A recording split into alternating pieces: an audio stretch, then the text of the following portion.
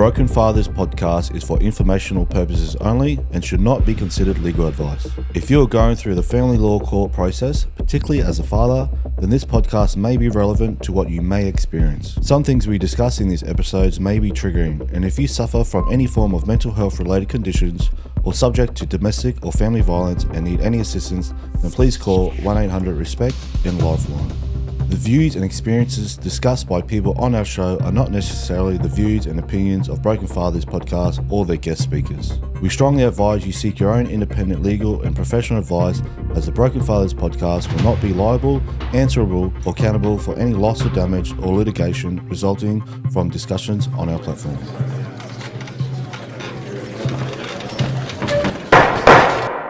Right, this podcast is now in session. Hold on, guys. The judge is running late to court.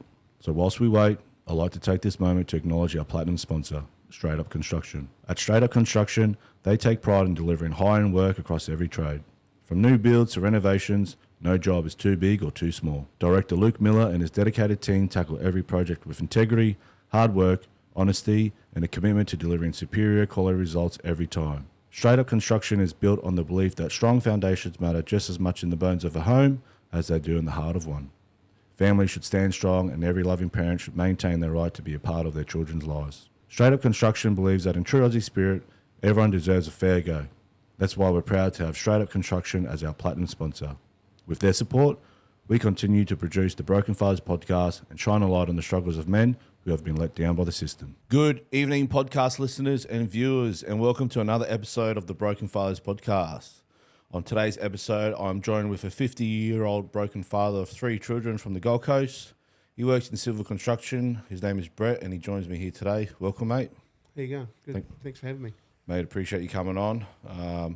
This is the first one we've done in the evenings. I know you've just finished work, so I appreciate you taking time out of your day to make it happen. Mate, like all my guests, before we dive into the negative vortex of family court, I like to get to know a little bit about my guest, where he's born, where he grew up, and what life was like for Brett. From New Zealand. Was born right down the bottom of the South Island, Tuatapere, southwest coast, pretty cold. Yep. Like one brother, mum and dad, obviously pretty solid. Mum and dad have been a rock, like they've been together forever. What else? Well, yeah, I'm civil construction, been doing that most of my life. I've been in forestry. Worked pretty long hours, pretty big days. Obviously, it's hard on relationships. That's... What first question I get out of the way? Are you Warriors supporter? No. Who you go for? Right, no, Union, man. Oh, Union, yeah, okay, yeah. I don't watch Union these days. Do you reckon it's fading out, Union? No. In New Zealand, it's strong. In Australia, I think rugby union's fading out. Yeah, because they're not winning. That's why. Yeah. I think they were winning when I was a kid, and it's been a long time. Mate, how old were you when you came to Australia? Good question. Actually, it was 2008. It was 20 years ago. So 30. You all came over as a family? 28. Yeah. Yep. The ex-wife and I met about 98. She was an office chick where I worked, and when we kicked it off, formed we got married, had a couple of kids, 2005, 2006. Yep. We had houses, like everything was all good. Is this in NZ or in New Zealand? Okay, yep, go yeah. I got diagnosed with a renal thing, Nephrotic Syndrome. Bit of a shock, to be honest. Doing big hours and pumping through work and doing what you do as a male, and ended up having to have chemo to kill the immune thing. Yeah, for listeners at home, including myself, what is it that you just talked about? Sorry, it's the membrane around the kidneys, so it's like the skin around the kidneys perforated, like a Hessian sack, and it leaks protein. It won't hold the protein in the kidney. Okay. You start peeing protein out. When you go to the toilet, so it's all bubbly and stuff. Yep. Yeah, so I was diagnosed with that, probably 27, 28. The wife and I moved. That wife then, we moved south, like we were in Christchurch. We moved down to her family because they were going to help us out. And I was still working. I was still fully functional. Things went a bit pear-shaped from there, really. Just trying to get this time all right. How old were your kids at the time things started to go pear-shaped?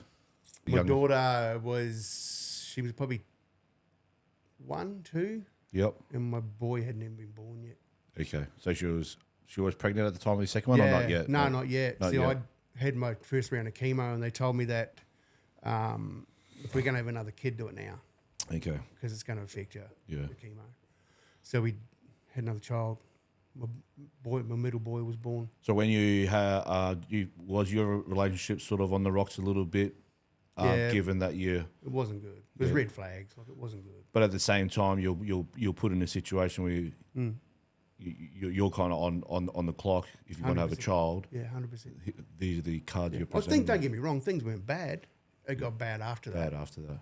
Yeah. Okay. Yeah, not real soon after that. What are some of the things that started happening that you're happy to talk about? That I was doing big hours and I was sort of a bit old school.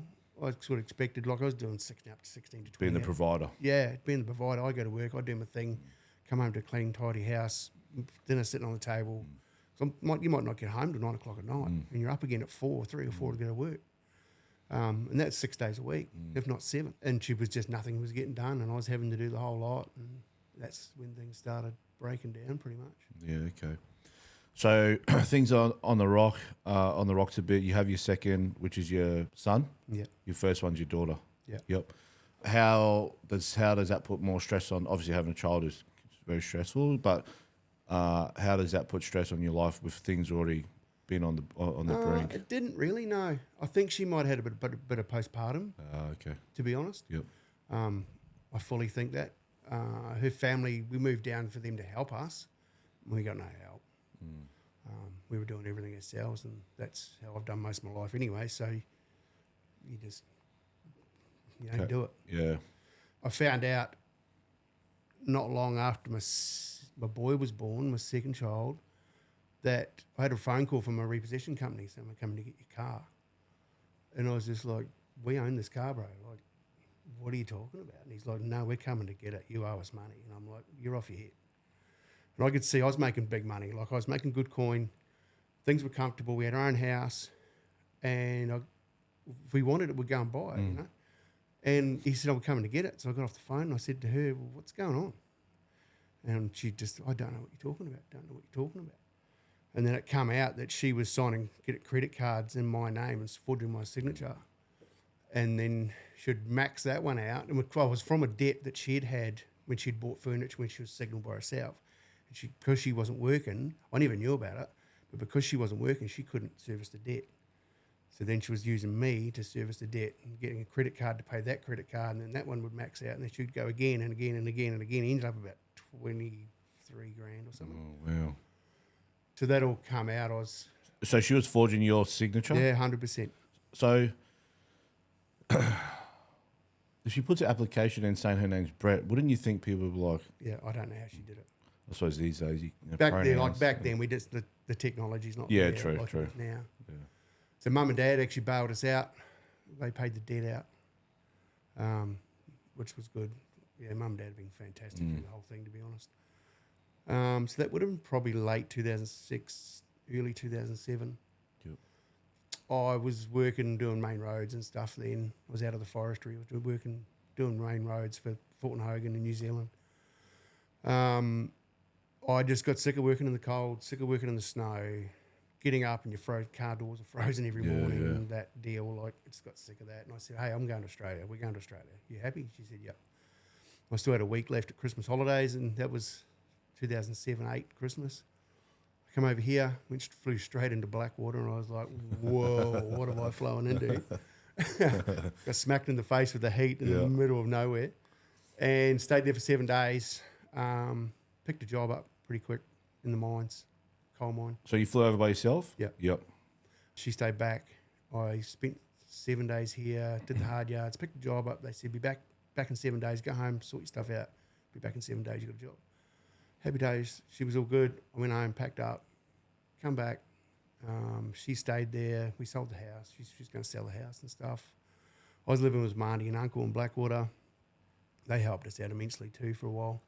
And I just worked my butt off basically and just saved. It was good money just so we could get the deposit for rental and furniture. We didn't bring any furniture with us, just to set herself up when she arrived. I think she came over like 2 months later with the kids. And then, we moved and started life in Blackwater, Queensland. Yeah. So new chapter, was that kind of like a bit of a fresh start, maybe moving forward, or was that something that you were hoping? That's what I was hoping. And was it for a little bit, or no? Just straight off the bat, no got good. worse and Just got worse. and worse. Didn't like the heat. Yeah, As in your ex. like Blackwater. You know Blackwater. Yeah, Blackwater's in the middle of nowhere, Yeah. pretty much. It's a very small town, very cliquey, very hard. Probably lucky the kids were young, really young. Like my boy was probably 2, 3, and my daughter was 4. Yep. I actually come to Australia the day after her birthday. Actually, it was pretty. It was pretty hard. That was hard actually. Yeah, and it got worse and worse and worse. I was doing the hours. Mind you, I was doing 4 days, only working 4 days a week, Monday to Thursday. Yeah. Long weekend, every weekend. Night shift the next week, Monday to Thursday. Good money, huge money to be honest. Before she come over, I was doing permanent nights. I did permanent nights for a long time, just to get good cash and stuff together. But yeah, no, it fell apart after that. So at what point do you fall apart? Like, do you guys go your own way, or? No, well, we'd actually built a house in Emerald. Okay, yep. Brand new home, big home, beautiful home. We had the money, we had the cars. She didn't have to work. What year was that again? In It was Emerald? 2008. 2008.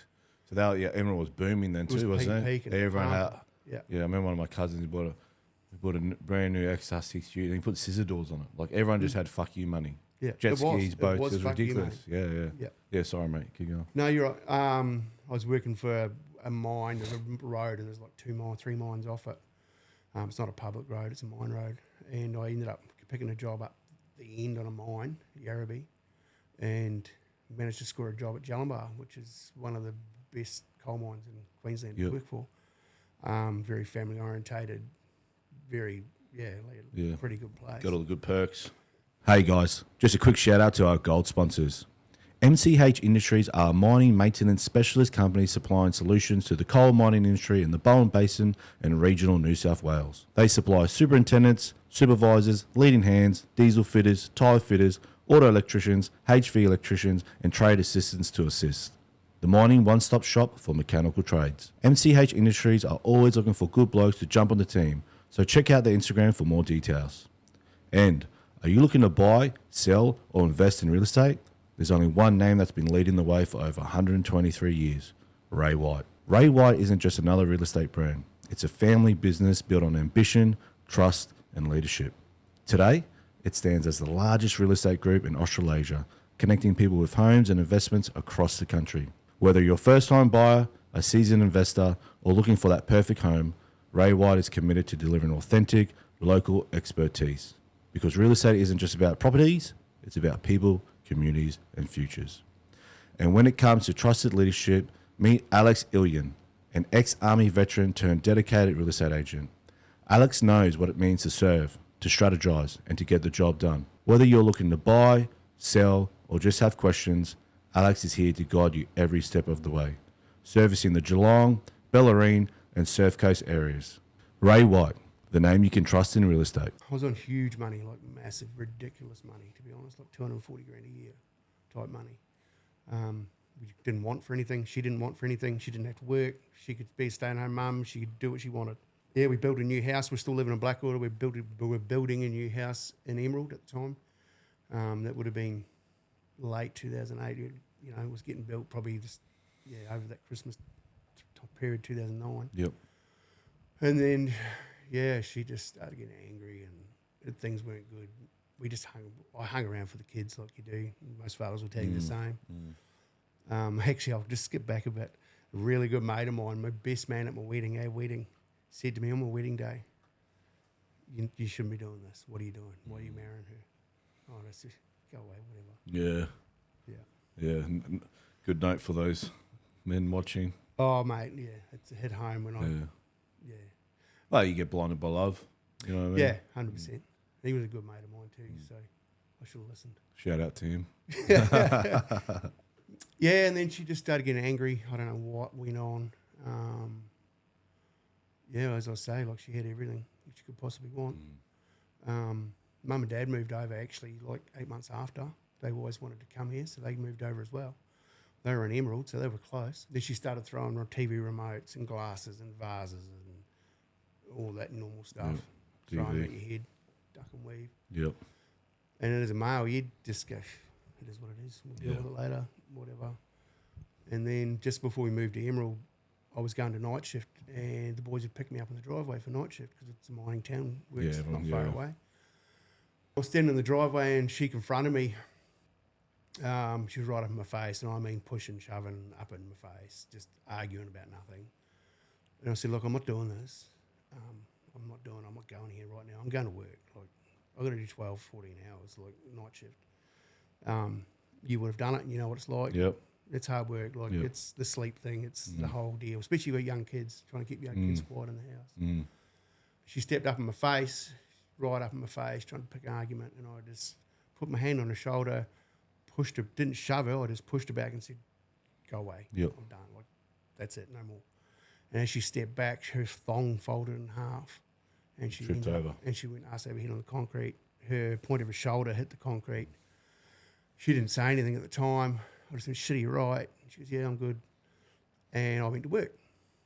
Had a phone call 2 hours later. Cops. No, she'd rang my auntie and said, oh, I've got a sore shoulder, taken to the hospital. And then it all kicked off. And then we stayed together. We were still together. Moved to Emerald, moved into the new house, 3 months deep into the new house, beautiful home. One Saturday morning, she said, I need to talk to you. I said, yeah, no drama, sat in bed. She goes, I can't do this anymore. And I went, yeah, right. It's a bit of a shock, a bit of a slap in the face. I didn't say a word. I got up, walked into the wardrobe, grabbed the kids' passports, walked out the door. Good. All I did. Yep. Went straight around to my mum and dad's. I broke down. I was a mess. I was more a mess, not for her, for the kids. All the uncertainty and just, like they're only little. And it just kicked off. Like, and I found out later that she was having an affair with a guy directly across the road, scumbag, total scumbag, directly across the road. She knew what he was like before she'd even got with him. How long that been going on for, do you know?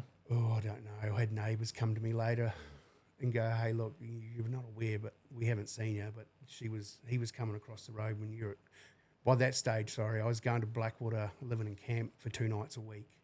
I was still on my 4-day roster. Yeah. So I only had to stay 2 nights away. And, and then I'd come home, only be away for Tuesday, Wednesday night, home Thursday night. And, the neighbours, they said, this is like 6 months later, and said, look, he was coming across the road. When you had the kids, she was going across the road, blah, blah, blah. Yeah. Isn't that like for the viewers at home and probably fathers that have gone through that similar, how gut-wrenching that must be, knowing that you're slogging your ass off, you're working hard, putting in the hours, providing for the family, providing for the kids. 100%. You just want to come home to a peaceful house, just throwing stuff at you, looking for a fight, and now you find out that she's sleeping with old mate across the road. And he was a dirtbag. Dirtbag. And she's a kick in the teeth, you know what I mean? You just think, what have I done to deserve this? It was huge. Like, I'd done big hours. I put a lot in. She did as well. Like, she was a mum. She was a stay-at-home mum. She did her thing. But I did some hours, man. Yeah. Oh, Right through our marriage. Like, anyone, like standard mining week, depending where you are, like 84-hour week, depending where you are, if you're doing 712s or whatever. But yeah, all those that have been in the mining industry know that's just normal for mining. Like civvies probably would be like, oh, what? But even before the mining, even in New Zealand, when I was doing contractual works, big hours. It's huge hours, like massive hours. We'd do movie production for the sets, setting the sets up and stuff. I wouldn't sleep for 3 days. Yeah, I wonder what that is though. With like I'm born and raised here in Australia. Mum's Aussie, dad's Kiwi, but I know those Kiwis, they have a high work ethic in regards to just even physical labour. They're just always got a good work ethic. I don't know where that comes from. Maybe from them. Yeah, I don't know. It's the way I was brought up. It was the way mum and dad, mum and dad did it. Like, work. Yeah. Even when I was young, like even when I was still at school, I was working on the holidays. I was doing up to 20 hours a day. Yeah. You got to earn your pocket money as well as a kid. Yeah. I was making big money then too. Yeah. Mate, okay, so you find out she's sleeping with old mate across the road. You've gone to your parents, you got the passports. Where to from here? I basically walked out of the house. I left her with the house. So that was probably August 2009. Yep. I walked out of the house, took the kids' passports, left everything, and they took some clothes, took my clothes, that was it. because it was the time of year it was, the federal courts and everything had shut down, so there was no point filing for court or anything. So I left her in there and I said, look, no dramas, I'll pay everything. I'll pay the mortgage.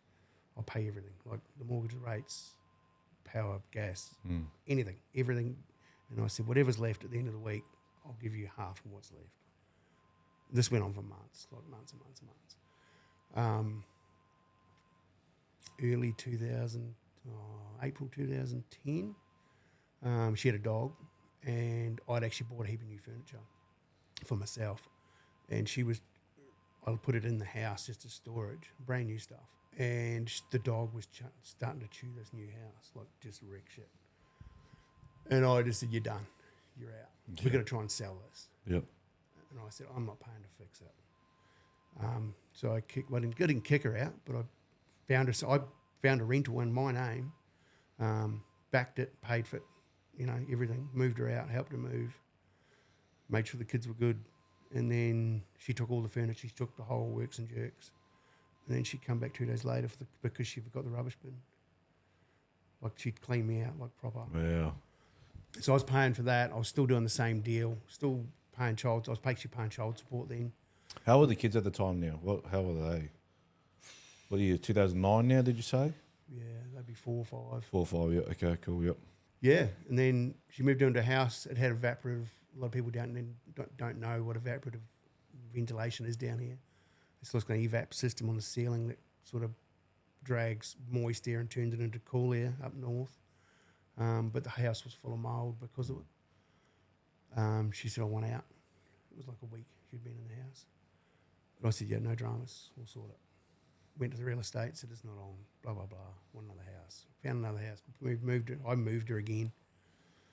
It was pretty well, back then it was all right. It wasn't too bad because I didn't even know about the affair by then, to be honest. Oh, so you're moving house, so you hadn't been told about the affair yet. No. And I was ages. I just went to work, did what I had to do. The more I worked, the more freaking child support I had to pay. And you know yourself, when you work in the mines, when you're doing overtime shift, it's big money. Like I was doing 2 of them a week. I was seeing the kids in the weekends. She'd give me that right. Like she'd never really held the kids for me. But it was more to her benefit than anything else. That's why she was doing it. I was making the big money. And then, child support. And we want more of that. So the more you're making, the more they're taking. And I think in the peak of it, I was paying $1,000 a week. And of course, that affects you for the next following 12 months. Yeah, that's right. Until you do another until you do your next tax return. It was massive. It was ridiculous. And so she wasn't working then. She was just enjoying that grand a week. Oh, she was working under the table doing bits and pieces. It was never declared. Which there's a lot of stuff that I would have changed, would have done differently now. You do the right thing for your kids. They're your kids. You do the right thing. You make sure they're comfortable. You do what you got to do. Knowing what I know now, I would have just cut her off and said, you do your own thing. Yeah. As hard and harsh as that sounds, the kids still would have had what they had, but the money that she was receiving from me and rent and everything else, I would have just cut her off and said, no way. Yeah. And I was about 6 months probably, and I jumped on Plenty of Fish. We'd been split up. Like our marriage should have been over years before. Yeah, yeah. You know what I mean? Like we were just going. I hear a lot of fathers say that, yeah. I jumped on Plenty of Fish, had a bit of a scan around, not much around, and then a chick messaged me from down here actually on the Goldie. She thought Emerald was Emerald Lakes here on the Gold Coast. And I was like, oh, you were so far from it. We started talking. We talked a lot actually. If I'd drive into work, I'd ring her on the way to work. It's like an hour. Yeah. So we'd talk a lot. Got to know each other really well. I had the kids for 3 weekends out of the month, and the 4th weekend the ex would have them. And then, I had my free weekend, so I went, this is like 2 months in probably. And I was like, I'm going to the Goldie. I'm going for a week, like I'm out. And I come down here, she met me at the airport, whole love story, like she come running up, big hug, because it was pretty emotional actually because I never had that. Yeah. We just hit it off like hard. Awesome chick. That was July. It was my birthday actually. I left. I went home. She was bawling her eyes out, and I said, "Right, I'll fly you up for your birthday in August." So she come up.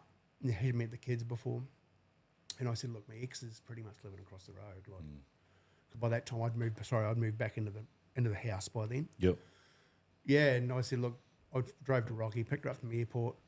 On the way back, driving back to Emerald, just like 2 or 3 hours." I'll stop you there. Am I going to predict that she makes your life hell after she sees you with the new partner? You have fucking no idea. Yeah. I already know because sorry, keep going. So there's, yourself. I know. There's meeting the new partner. There's actually hooking up with the new partner. There's getting engaged. There's having a baby and getting married. They are the biggest triggers that you'll ever see in a broken marriage. Yeah. And for each of those steps, I assume she made your life hell in some aspect. Mate. Yeah. So I picked my partner up in Rocky, and we drove back. We were just talking and stuff. And I said, "Look, my ex is probably going to be across the road, like blah, blah, blah." She sort of knew anyway. We were pretty open with everything. And I had the kids that weekend as well. I left work early and I picked her up, and so I didn't get the kids till like Friday afternoon. So I picked her up and we went back to home, and then literally fucking drive up the driveway, open the door, and my phone goes, and she's like, "Could you not find anything with big into tits?" Wow. Straight up. It's all sniping you across the road. And I was just like, fuck. Anyway, and then so my partner, new partner, then she walks out and she's like fully flaunting it, like proper. I'm like, "Oh, you're stirring the shit here." But anyway, she deserved it. Got the kids, she bought stuff up from the kids with stickers and just kicked it off for the kids, like proper, hard. That's another trigger actually. Hard. Like she was doing my daughter's nails and her hair, and she was doing stickers with the boy and doing like just boy stuff that mum never done. Like it's the simple stuff. You don't have to spend money. It's the time spent. It's the quality of time spent. And you'll hear that and hear that and hear that from everybody. Yeah, and then I get a phone call. "Who's this slut? Why is she playing with my kids?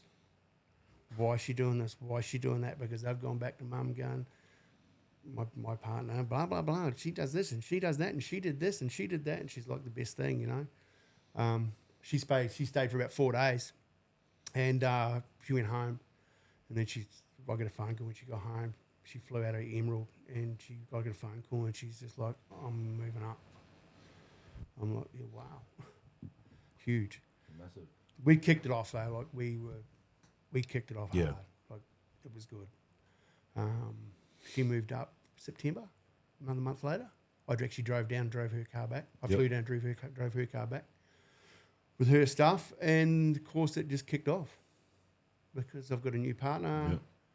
Yeah, hadn't found out about her affair yet? But I had by then. Okay, by then.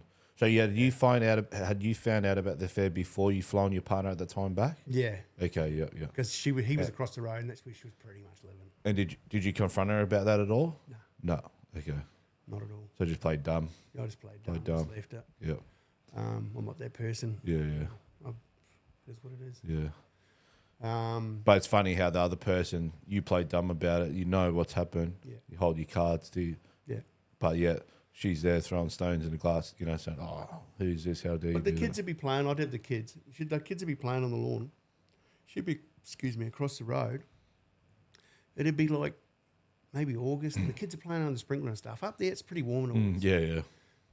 The kids are playing under the sprinkler, having kid time, And she marches across the road, and she goes, "What the fuck are you doing?" I said, "What are you talking about?" She goes, "Those kids are going to get sick.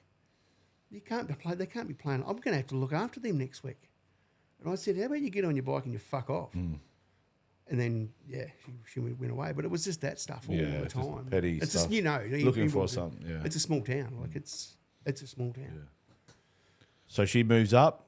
Yeah, so we got engaged actually on October. Oh, beautiful. Late October, like, it friggin' fast.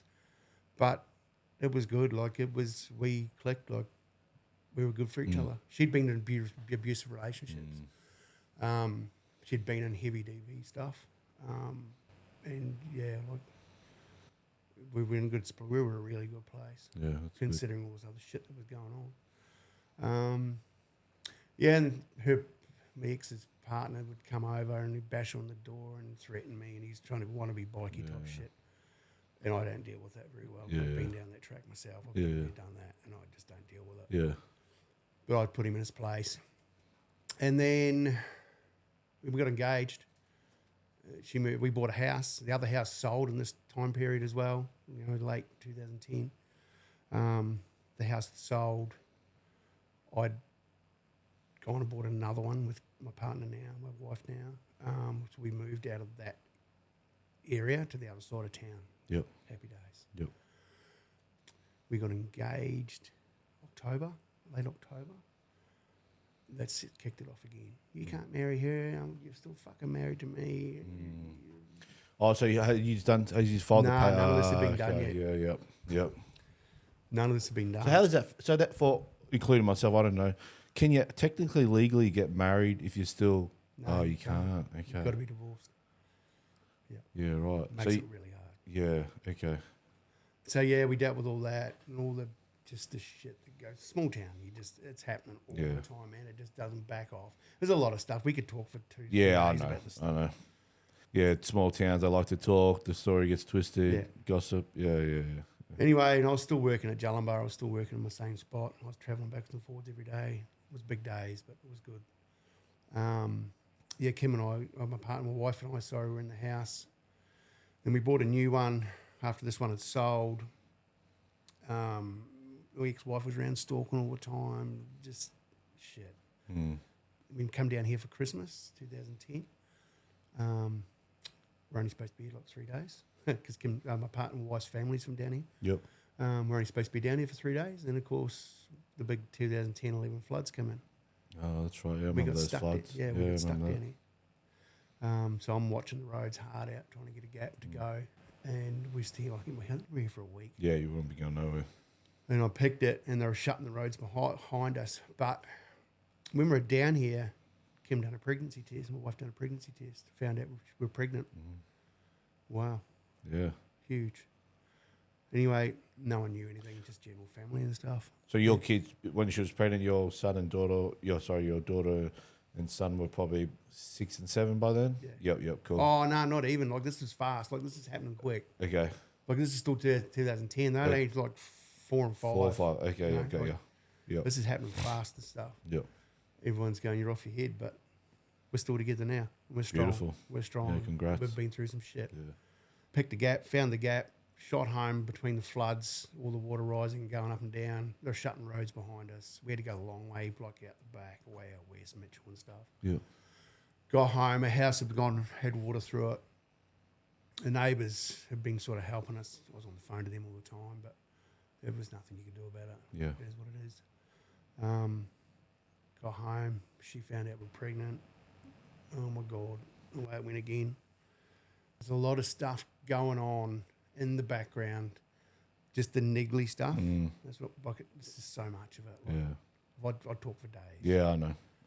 I trust you. There's so much stuff that I forgot. Yeah. I generally, because there's not enough hours in the day to talk about. It's just the niggly stuff. It's the bumping into each other at the shops. It's the friends and the snide comments, and it's just it's draining. It's taxing. It takes a toll on you. You can't do that to my kid.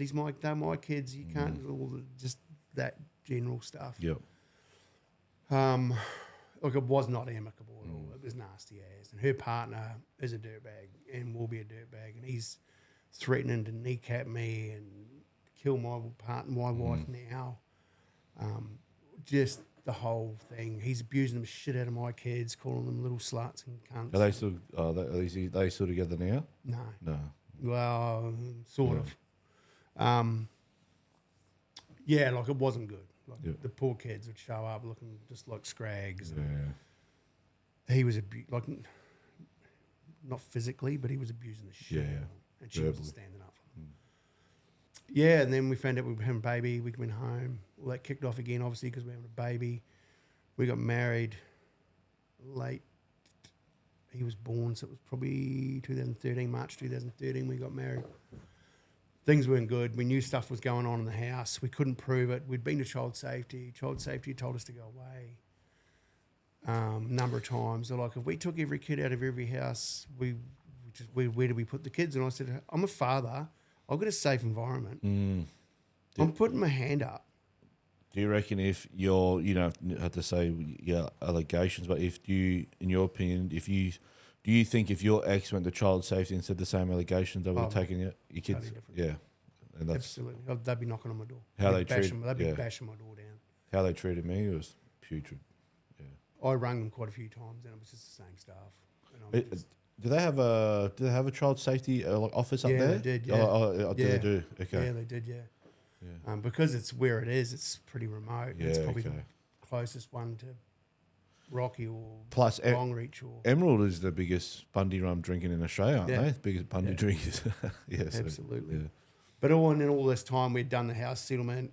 We'd done a rough parenting plan through Relationships Australia. We'd done mediation. Went fucking terribly. And so, just for the listeners at home, because a lot of fathers about that. One, do you reckon Relationships Australia helped? I actually got a really good lady. Well, that's good. Just for people listening. 100% got an amazing lady. We dealt with her every time. Mediation? You've got to do it. Did it work though? No. Yeah, I haven't heard one successful. We got some stuff signed off. We got a rough parenting plan signed off. It was still the 3 weekends a month, that sort of thing. We did the settlement on the house about all this time as well, like 2010, 11.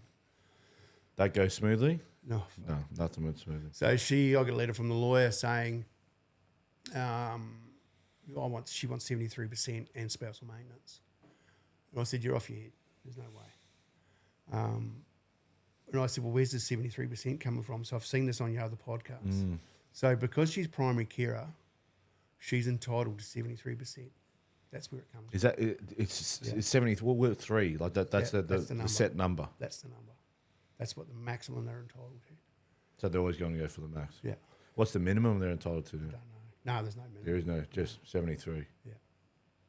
So that's super. That's house. That's everything. So if she was working full time, let's just say for purpose scenario, she was working at a admin at a mine site, would she still be entitled to 73%? Absolutely. Sorry, I don't understand that. I don't either. It's she's still classed as primary care. It doesn't matter how many hours she's doing. It doesn't matter what her income is. None of that matters. See, she's classed as primary care. This is why, in my opinion, so many fathers are taking life. Child support's one of them. You know, it just doesn't make sense to me. If she made more money than you, but still the primary care, she still takes 73%. See, that doesn't make sense. So she wanted spousal maintenance as well. Yeah. Because of the income I was making and the lifestyle she was up to, what we had. Well, what was she claiming? $2,000 a week or something? What was that? Some magical number. I didn't even get that far. Yeah, good. And I just went, this is where the affair come out. And I went, you had the affair, not me. I ain't paying you shit.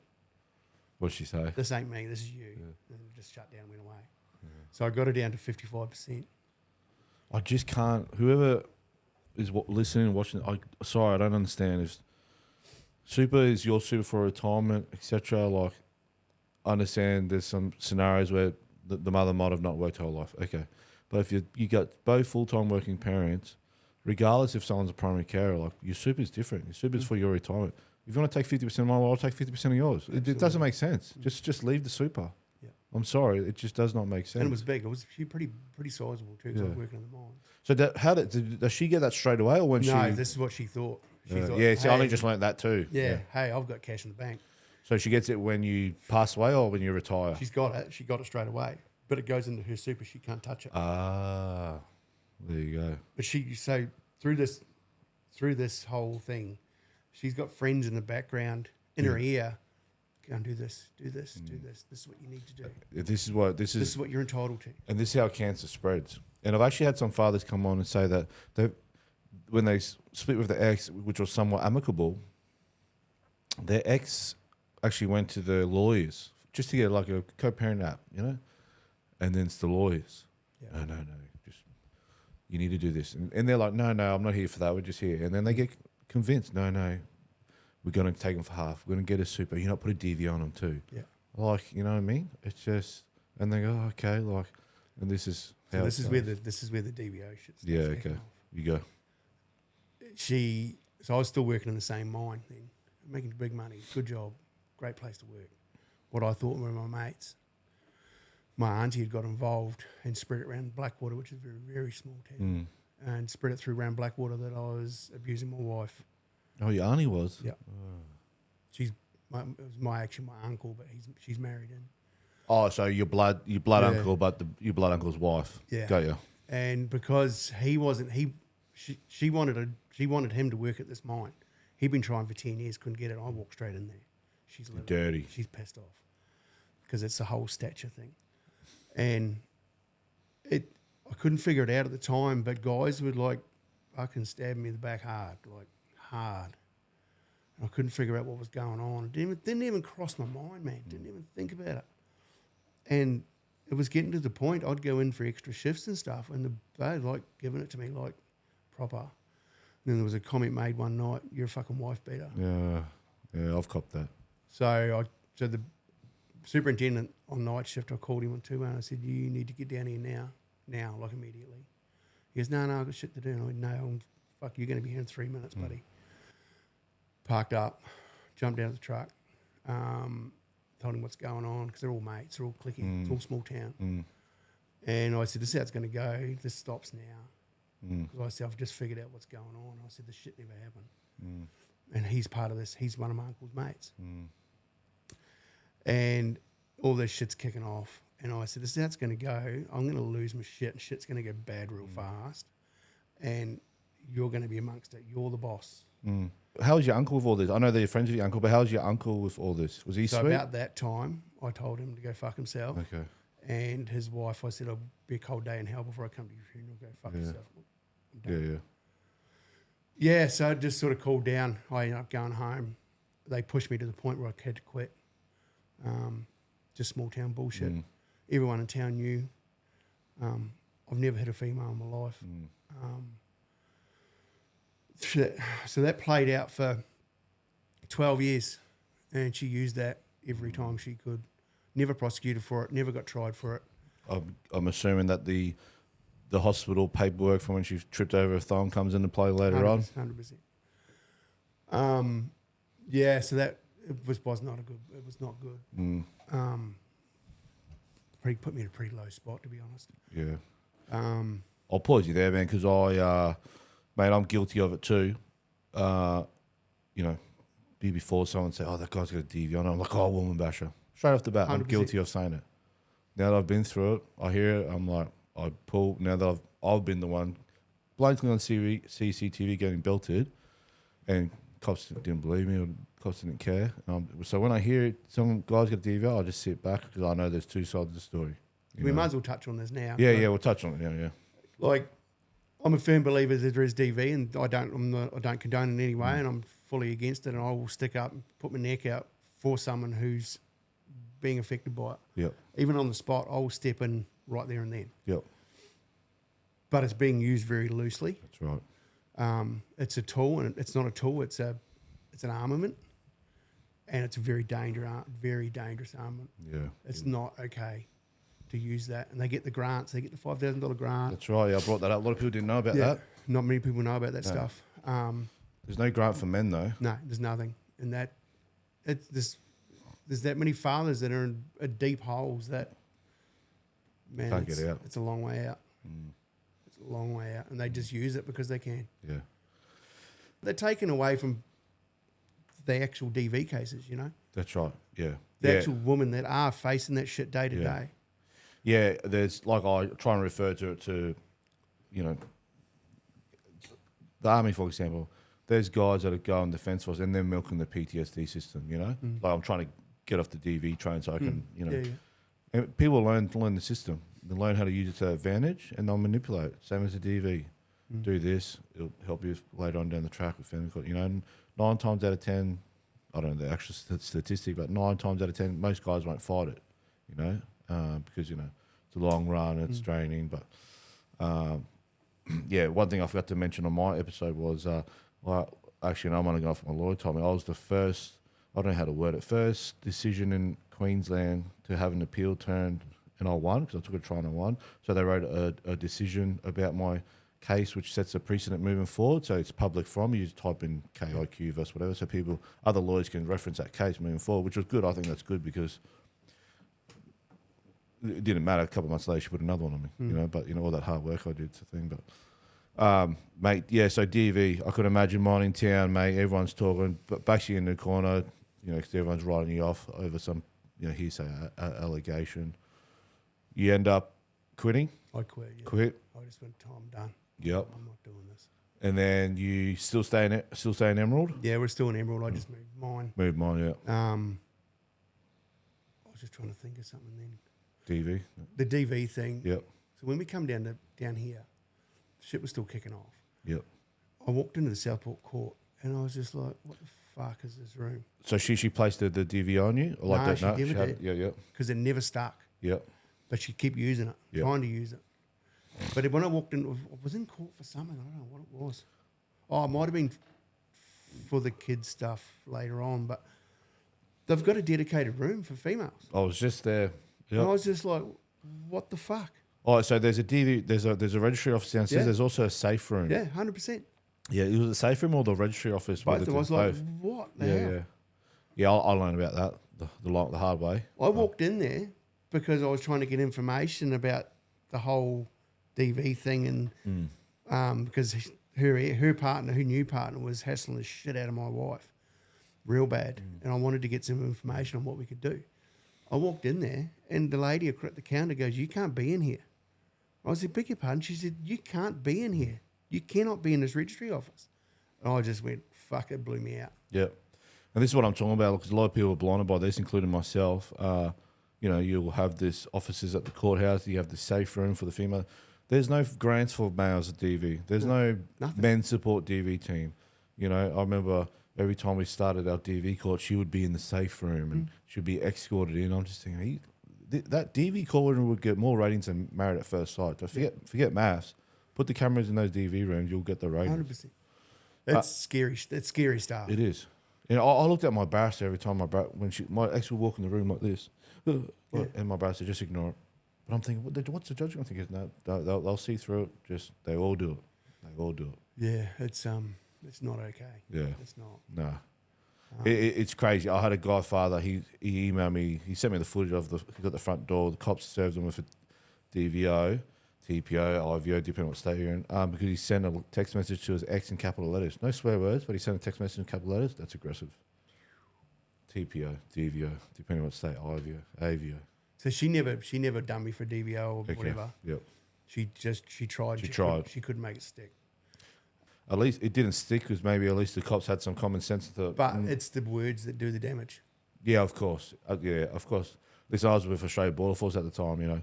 If I was working in a job that I was carrying a weapon, I would have been stood down from that role. I still had to let the integrity unit know. My name still got dragged. Like you, I went to what you call the headquarters, mate. I walk in, Chinese whispers. That's it.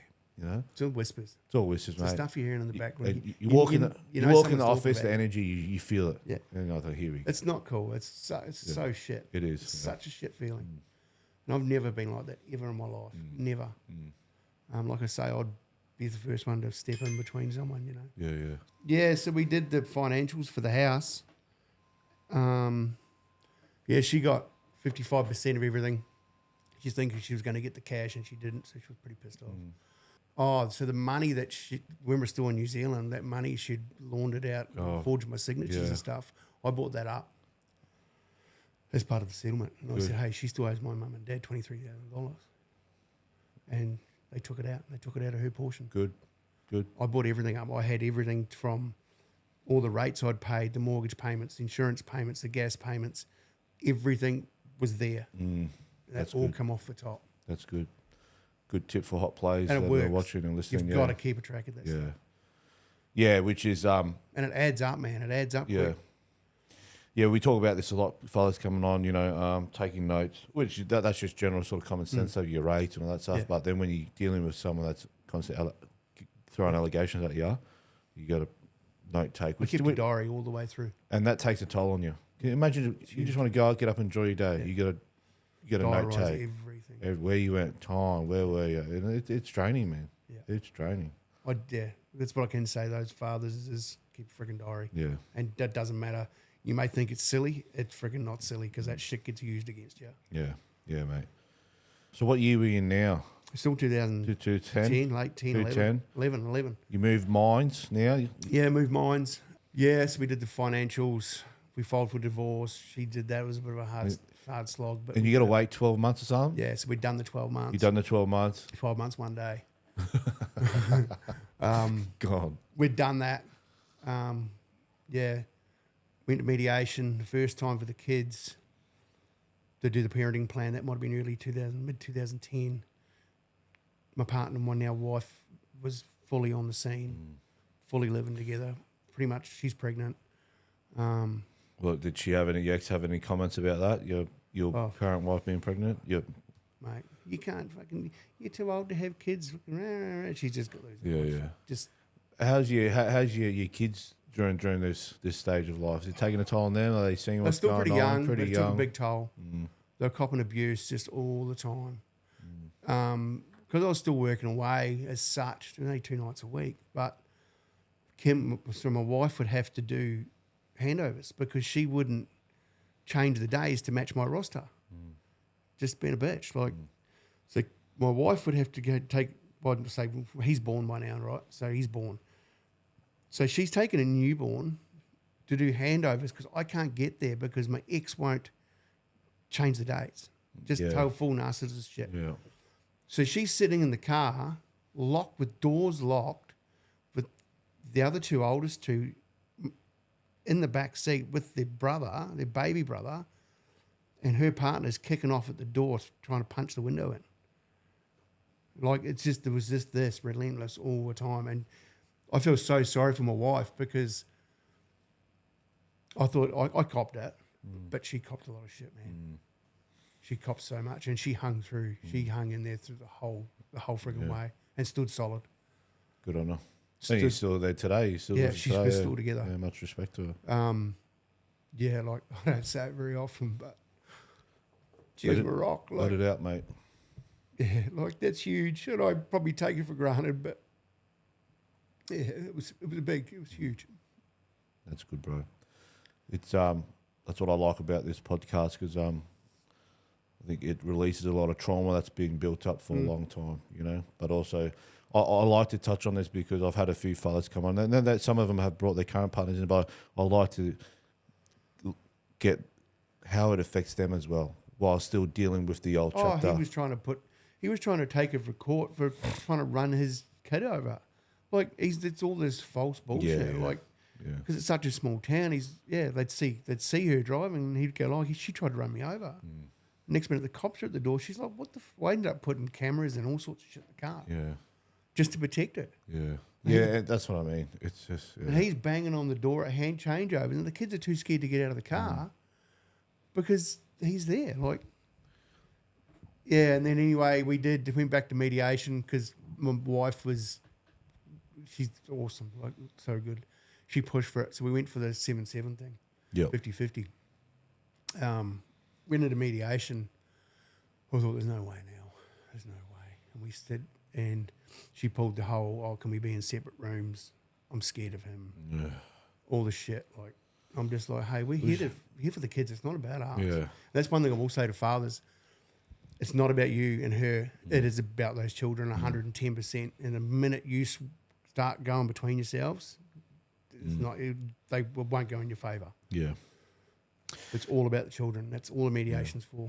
And what I've found is, and I'm not trying to make this podcast about gender divide, but every father I've had on so far said I always try to do what's best for the child. I put our differences away, but it was always the other side that said, nah, and I'm going to make your life We never badmouth the mother in front of the kids. Yep. Never. Yeah. And I assume this has probably paid dividends later on in life for your kids got older. Yeah, we'll get there. Yeah, so we went to mediation. I hit her with the 50-50. She's going, no fucking way. Do you reckon she's saying no to 50-50 just because of child support? Money. Yeah, money. That's right. 100% money. And I was actually reading through stuff last night for this, and there was a comment she'd made in one of her affidavits about he was always worried about the amount of money he was paying me. It was always this, it was always that. And I'm like, I never argued with you about the money, not once, not the child's. And I said when it was going for hours, man, and I said to the mediation lady, I need time out. I'd given up smoking, actually. I'd given up smoking for like 18 months, 12 months, 18 months, and going really well. And I did mediation, and I just Straight back on it. Yeah, I said, time out, I've got to go, and there's a survey around the corner. She said, yeah, no, all good. And she sort of gave me a look when I walked out the door, and I didn't think much of it as a male, you know. Went and punched some darts down, and then walked back in, started off again, and by this time she'd come back in the room. I'm like, you sure you want to do this? Like, you're safe? Been half smart ass. And she's like, yeah, no, we're good. And she goes, yeah, I'll do 50-50, 7-7. I was like, whoa, where'd this come from? Mm-hmm. And there was a mediation lady who must have talked to the mediation people I had were good. Well, that's good. I haven't heard good stuff from so far. Awesome, like amazing. She was awesome. And she'd obviously spoken to her when I was out of the room. Big stuff. So the kids come to us 50-50, and because of that, we were starting to hear more and more what was going on in Mum's house.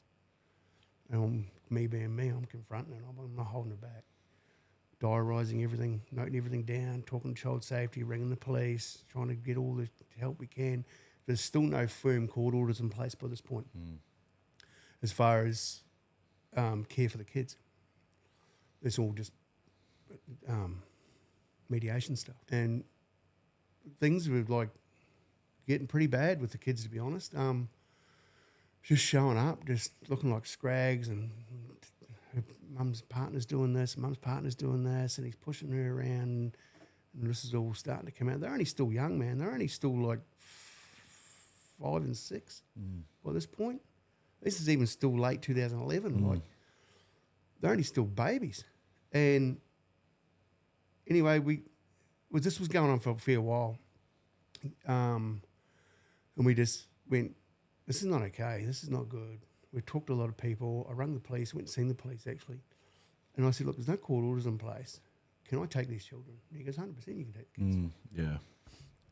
Because we had this much, there's that many red flags as far as the safety of the children. I just went, this is not good. Like, we've got to do something here.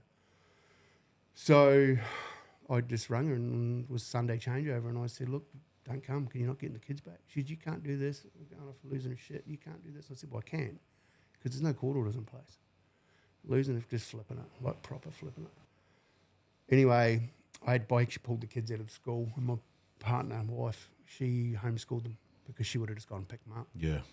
So that went on for ages. I've got stuff written down here, but I'm just trying to think of dates. I think it was October 13. We got married in March 13. The kids come to the wedding, had a ball. It was all good. Like, it was happy days. Oh, actually, yeah. So I'd had my first lot of chemo in 2007 Yep. for my kidneys. The day before our wedding, I had to go and have a checkup done in Rocky, and went in, and they're like, "You're out of remission." It's the day before our wedding. Big pill to swallow, man. And anyway, we got married the next day, and I started chemo not long after. So I'm doing chemo and treatment all the way through this as well, and I'm still working full time as well. So we got married and stuff, and then all the stuff's going on with the kids. I removed them from a care. I'm doing treatment down in Rocky. It's pretty harsh chemo because they're trying to wipe your immune system out completely, like just obliterate your immune system to try and re-trigger it, because it attacks your kidneys. That's your body. It's an autoimmune thing. So it's your body attacking itself. Yep. So they try to wipe your immune system out. So I think over all the years, I probably had 7 goes at chemo. Yeah. So we get married. I do this with her, move the kids from her care, and then start the chemo, and it's just like, God, wow, so hard. I was working full time. So we had the kids, and she's trying everything in her power to get the kids back, doing all the dodgy, stalky shit, showing up at the house. Like, we was to the point where we even hid the car in the neighbour's garage. She thought we were gone. She thought she thought Yeah. we'd left Emerald. You can't take my kids. I said, well, they're our kids. They're not your kids. They're our kids. I can take them because but you left town. I said, well, but by this time I sort of said, well, no, we haven't. We're still here. You just don't know where we are. And fast forward probably 3 months, I get a phone call on night shift. This is going to be hard. Take your time, brother. I get a phone call on my last night shift saying that the kids had gone to bed. Kim had put them to bed. Mum had been around actually because Mum worked in safety and security in the mines. Yep. So she was home. She'd come around and spend some time with the kids. And they put them to bed separately in different rooms. And they both said at the same time to the different adults, my wife and my mother, that the stepbrother's been touching them. So the stepbrother is The mother's partner's the mother's partner's boy. And how old's that boy? Oh, by then he's probably 14, 15, And 14. how old are your kids at the time? Oh, though, man, this is Six, only 6, 7, like young, still young. So this is happening at the same time in different rooms. And I get a phone call about 10 o'clock on night shift. My wife had been trying to ring me for ages. I was down in the pit and there's no service. My first supervisor shows up because you need to ring home now. Something's not good. So I shot up to get coverage. I rang my wife and she told me what had happened. The kids had told her that they'd been interfered with. I haven't told anyone this. My wife thinks I just went back to work. I did to a point. I went to the back of the mine and I sat in the dark in the middle of nowhere for 2 hours trying to get my head around how I was going to deal with this. And, anyway, it was my last shift. I was going home that morning. So I rang the ex on the way home and I said, you need to be at home when I get home. You need to be at home at 7 o'clock. Her dad was over from New Zealand. He's very old school. So shot home. She was there, but I think she pulled up when I got there. The kids were there. And I said, a friend of ours took the kids away for an hour, I think. And went to my mother, took them to McDonald's for breakfast. And we had a full conversation on what was going on and what they just divulged that night before. And she goes, oh, yeah, I had my inklings, but I put it down to boys being boys. So we'd found out that this had been going on right from the start, from when they were like little, when we split up. And they would have been 3 and 4. And this had been happening all the way through. Yeah, she was boys will be boys. She bawled her eyes out. We called on her friends. Like, we've done a lot for her over the years. A lot of stuff that I haven't said. My wife is bent over backwards to help her try and get out of that relationship and everything. My wife rung one of my ex-wife's friends. She's come round and the kids have come back and I said, righto, you need to go outside. The kids want to tell you what's going on. So they told her and she just broke down. She was just a fucking mess. Like we all were. Her father's there and he's just, no, he's old school. He's like, no, this doesn't happen. Like, this is not, no. I'm like, well, it fucking happened. What are we going to do about it? So the kids had told their mother. My mum took the kids away again just so we could talk and sort it out. She said, I'm leaving him. I'll pack my shit up. Can I stay here? My wife said, you can stay here the night. You can stay here for however long you need. She went back, packed her shit up, come round. He was away. And then she went, I can't do this. I can't, I've got to go back. So she went back to the house, unpacked all the shit like nothing had happened. She didn't tell him for like 3 days, 4 days later. How was she processing this? Did it look like a shock to her, or was she... She knew something was going on. Yeah. Do you reckon at that time, looking back now, do you think her emotions were genuine of finding out? Or Initially, yeah. Yeah, she knew something was going on, but I don't think she realised how deep it was. Well, I've noticed that you said from the get-go, old mate was a grub. What's it saying? And it was his son, right? Yeah. What's it saying? The apple doesn't fall So far he from brought the his tree. son up. He'd brought his son up. His mother was an alcoholic, drug addict, and he tells the story like I give her a box of beer and I took the boy and we went and did life. That I basically bought my boy for a box of beer. Do you reckon that boy was touched by him? Absolutely, still to this day. It's learnt behaviour. Yeah, that's the apple doesn't fall far from the tree. I was going to say. Yeah. So she went back, unpacked all the shit. She didn't tell him for a few days, and then when she did tell him, the stepson must have heard. He lived downstairs, slept downstairs, and she must have heard him telling him because he was flipping off. And they knew shit was going to get bad, like west, real fast, real quick. And had the boy downstairs, started smashing shit, smashed his TV, smashed his Xbox. When all was going down, Dad went down and said, "What the fuck's going on?" And he was, "Yeah, I did it." He admitted to doing it. Wow. That night, his father, her partner, tried to top himself by holding his breath. That's how fucking stupid it is. Yeah. Obviously passed out. She rang the ambulance. He gets admitted for 2 days. Checked out, put on some pills, let out again. He's fucking mental. Like, the shit that he's done, it's the stuff. Well, this is just a short story. Yeah. The stuff that he's done and the damage that he's caused, man. Like, he'd go around to a new house with Kim, my wife, when our boy was little. He'd turn the power off, man, at night time when I was away. Turn the water off. All that sort of random shit. Like, just really fuck with it. To the point where she would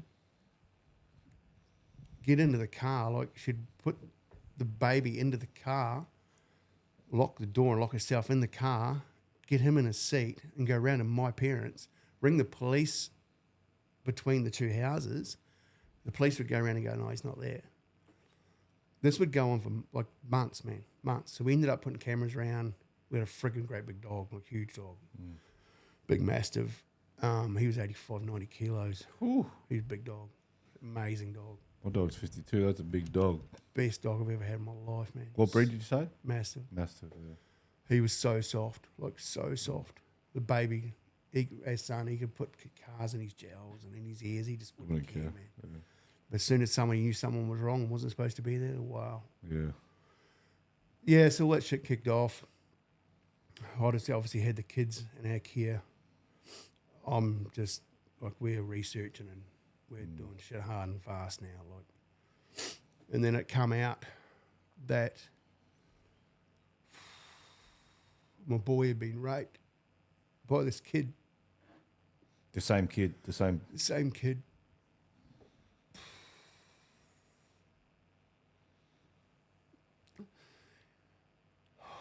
He'd interfered with my daughter, but not to the extent he did with my son.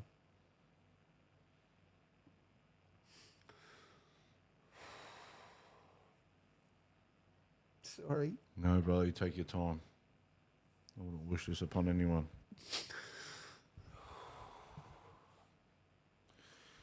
So this was again after, or you found out that this had happened prior, just had it only come up now? This is stuff that's been going on for years. Yeah, okay. Like years and years. We're just starting to, things are just starting to unroll. More and more in depth. So I started court proceedings to get this full care of the kids and all the bullshit with it. She's fighting hard. She's obviously got no money. She got legal aid. I went get the best lawyer barrister I could find. Obviously, I was doing pretty well. Even though I was still paying her a lot of money, we're still doing pretty well. I'm still going through chemo at this stage as well. Like, life was pretty shit. We filed it with the courts, first mention, and it was all good. We got the first mention in court. The kids were told they were state of arse until further notice from the courts and blah, blah, blah. So in all this in between times, we had to go to Rocky Hospital to get specialist appointment done to get the kids checked out. We put them into a shrink to get them sorted out. She didn't want that. obviously because everything was going to come out. Yeah, so it just unrolled, like it just unravelled to the depth. That kid admitted to it, right? Has child safety got involved at all? No, not at all. People still ask me to this day how I still deal with it. You put it in a little box and you just forget about that little box. Like, it's probably what the kids do as well, to be honest. We've always been very open relationship with the kids. They can tell us anything. They can come to us about anything. We'll talk about anything. So we went through the court. It all come out that, hey, something had happened with the children, like forensically. So all the information's there. Like, it's all stacking up. I did my affidavits and stuff, and she's lied all the way through. Like, so bad. So bad. I was getting angry last night reading it. Yeah, I take my hat off to you and any guests that I have on, because I know when I did mine, you know, people have to relive the nightmare and reading stuff. And there's some affidavits I didn't even open. I looked at it and I couldn't. Yeah. Like she's saying in here, he's unhinged and he's cancelling. And like, this is before the shit was going on. And so we started court and all that stuff's going on. And we've done the children's report writer. I've heard you talk about buying, like hiring one for yourself. 100%. If you can afford it, do it. Because they're all in each other's pocket. Like the court-appointed ones, they're all in each other's pocket. 100%. We did that. She said, hey, shit's not right. Shit's not okay with the mother, but it's mum. Mum will get away with a lot. So we'd still had the kids. We were still letting her see the kids. Like, we're doing the right thing through this. I'd ring her up and go, well, when you want to see the kids, I'm home. Do you want to meet at McDonald's? You can have dinner with them or something, and I'll just hang out in the background. So we're doing the right thing. Like, we're doing we've done so much for her. Like, I can't even tell you how much we've done for her, to be honest. Even my wife now, like, I just don't know how she keeps doing it. She keeps getting burnt. She keeps getting shit on. So fast forward, all that shit's going on in the background. All the information's getting built up and affidavits and the to and froing and stuff. We get to the final hearing. The kids are still in ACARE. Take it on. We were made to sit in the lawyer's office on mute for the final hearing, and she said, it's happened, but it's historic. I award the kids back to the mother. Jesus Christ. For 2 weeks in undisrupted care. And then it goes back to 50-50. Can I say her name on here? Fortunately, you can't. But I'm going to tell you right. I'll tell you something right. I'll pause you right there. Because this is grinding my gears. You're not. These stories are. Unfortunately, my podcast isn't about good stories, as we know. This is what this podcast is about. So I'll look in the camera when I say this, because I can do what I want. It's my podcast. Unfortunately, we can't say their names, but you can tell me their names off camera. Yeah. And I hope these judges are watching this podcast. I want to make you. I'm going to hold you all accountable. Independent children lawyers, family report writers, judges. I want you to see the effect that you're having on families, kids, fathers, but mate, the kids. Because when you go home, you swing your gavel around in the court, you're playing God. This is what's happening. And you think you're doing the right thing, you've got no fucking idea. So to that judge that had this case, you can go fuck yourself. And I'm looking at the camera. If for those listening on Spotify, I'm saying, for anyone on YouTube, you know I'm looking at you right now. To that judge that had this case, you can go fuck yourself. And I wouldn't piss on you if you came out of a burning house. To the father and the son, I'll get your name. I'll get their names off this camera, and fucking don't ever let me find out if you're on the Gold Coast. So I'll leave it at that. But sorry, man. Back to you. I know where they are. So I found out just afterwards, actually straight after it. The lawyer said to me, I won't say her name, but I found out that the reason she does it in the lawyer's office and not in court is because her father walked out of a court, doused himself in petrol and burned himself on the stairs of the court in Brisbane. I'm glad you told me that, because I've been being told about fathers taking their lives from lawyers as well, and I can't find any fucking links I to it. found it years ago. I don't know if you'd find it now. Yeah, and a lady I had on, there's something on the internet called it's called something where it archives y'all, and whether you delete it from the internet or not, you'll find it. I'm finding about a gentleman that jumped off the level 2 building in Brisbane. Can't find it. Like, if you're going to make calls like that affecting children's life, these kids are young. This affects the rest of their life. Their lives, that's right. If you're going to make calls like that, you need to own your shit. You need to see this shit like face to face if you're going to make calls like that. That's right. I guarantee they wouldn't. I'd love to just swap shoes with one of those judges for a day.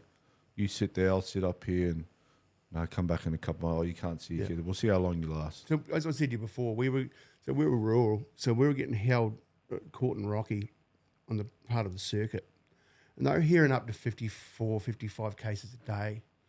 And you can't tell me that you can fuck with someone's life in a 2-second fucking hearing. That's right. That's not good. Like, this is people's fucking lives. And they're so backlog, they're just trying to steamroll through them. You know, it's just... And she hadn't read the information. No, of course not. I know that for a fact. So, I was broken. I was fucking destroyed. So was my wife. And everyone around us had put so much into it. And that was probably early in the morning. That was like 9:30. And we went to the kids' school, pulled them out of school, because they had to go back to their mothers at 5 o'clock that night. We pulled them out of school, and we just had to try and prepare them to go back to mums. We were the ones that had to deal with the judge's bullshit. Like, we were the ones that had to prepare these fucking kids to go back to that environment. 4:30, I looked out the window at night in the afternoon. Like, I'm telling you, these kids were not okay for this. I'm telling you now. I looked out the window at 4:30. There's a cop car sitting outside, and I was like, "You fucking bitch. You've already made this hard. Like, don't make it any harder." I walked out. I knew them anyway. Small town. And I said, "Look, guys, this is hard now. Like, why do you have to be, she wants us here?" And I said, "I'm not going to kick a shit. So what? Like, I'm not going to. It's got to happen, and I've got to, as hard as it is, I've got to do it." And I said, "The kids don't want to go." I said, "What do I do?" And they said, "You've got to abide by it." Yes, gut-wrenching. So she pulls up. Part of the thing, actually, that morning, I said to the judge, not judge, but the lawyer, he was spoken to speak on my behalf. I said, "I don't want a partner then to pick up, because it's going to be hard enough as it is, or the stepson." And anyway, part of the final orders were that to and fro for a week. I'll just pause this other side of it here for a sec. She wanted the stepson to be able to look after the children if they weren't there. And I went, "No fucking way in hell. That is fucking not going to happen." So I kicked back with that. I got it bought in that he wasn't allowed to be left alone and blah, blah, blah. Anyway, so the cops are sitting there. She pulls up in the car. Guess who's sitting in the passenger seat? The neighbour was next door. He's old school ranch, like fucking station owner. Like, he's a hard old dude. Like, he's 70. He's had a hard life. He's out the back doing shit. Know him pretty well. I walked up to the cops and I said, "He's not supposed to be here." And they said, "Well, it's not in the order." I said, "Show me the fucking order." They didn't have it. I said, "So you tell me I've got to hand these fucking kids over with no order?" And they're like, "Yeah." I said, "You don't even have it in your possession." And they're like, "You've got to do it." And I said, me being me, I was right, I've got to do it. And we'll just play right, you know. And I said to the cops, I said, "I'm telling you, he's not supposed to be here." And they said, "Well, we haven't got the order." And I said, "Well, I'm telling you, he's fucking not supposed to be here." I said, "I'll give you a couple of chances to fuck him off." I said, "These kids aren't coming out until he's gone." Well, we can't do that. And I just, this is the only time I've lost my shit through this whole thing. I had 6 cops hanging off me. I was marching down the road, like big steps. I wasn't even on the ground, like they couldn't get me down. Oh, I could imagine your adrenaline would be gone. We got to the bull bar of the car, pulled myself up. Well, he was driving, she was in the passenger seat. I got to the bull bar and I used that for a bit of leverage, and I got to the window. Look, these cops are just hanging off me. And he shit himself, this big, supposedly tough biker fella. He shit himself, jumped in the passenger seat because she was out of the car. And I didn't get him, but part of me wishes I had. Yeah. He bolted, took off, and then Zerato. So I got the kids out, and they're just fucking howling, hey, like it. I'm sorry, bro. I can't imagine. Oh, fucking hell. I've seen some pretty hard shit in my life. But fuck, this is the hardest thing we ever had to do. Got the kids out, they're howling, like they're just fucking claw marks all over me. They didn't want to go. And the ex-wife tried to step up onto the footpath, and my wife said, you step on that footpath, I'll fucking knock you out. So she's like kicking off as well. Anyway, we handed the kids over, and then the neighbour come over. He come out. He's crying like this old 80-year-old fucking station owner. It was a rental house. He was next door. He was fucking crying like I've never seen. Like, he's hard. And he said, "What the fuck just happened?" He said, "I heard it over my chainsaw." And I told him, and he didn't sleep for 3 days. I still talk to him now. He said, "I'll never forget that day."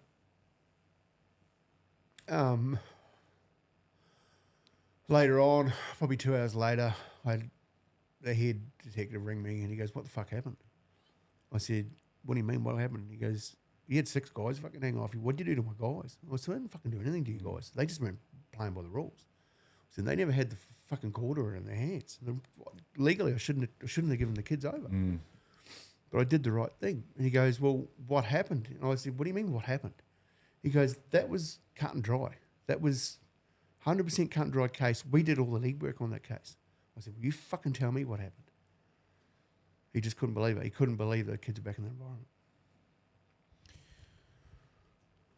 So, first of all, man, I can't imagine you having to relive that nightmare. I haven't been in that situation. I hope I'd never have to. I know what it's like to relive certain things, and I can't imagine that. Back to this, all I can think about, you'll tell me after this, is fucking judge. This judge was obviously presented with all the evidence, right, of the touching and all that. Whole lot, everything. Whole lot. The report, the court report writer, all the specialist appointments that the kids had to go to, get examined, the whole, like, everything. This judge, female, male? Female. Rockhampton? No, down here. Down here. Brizzy. Mate, I hope this fucking judge is listening. I got a bit of hope up. Walked into the first time and she goes, "Oh, yeah, the kids are yours." Yeah. Until further notice. I got a bit of hope up. I was like, "Fuck, you're cool." And then, holy shit. So this judge, if you're listening, watching, sorry, I have to address this again. You've sent this father's kids back to a dangerous environment without being inappropriately touched. You're shown evidence. And you've clearly either ignored it or you just don't give a fuck. And now you've put this, please put yourself in this father's shoes. I wish that you were the one standing there at handover, having to hand your kids over to another side where the kids are screaming because they didn't want, your kids are screaming because they don't want to go back to that environment where they're being inappropriately touched. I'm sorry, but I hope you fucking...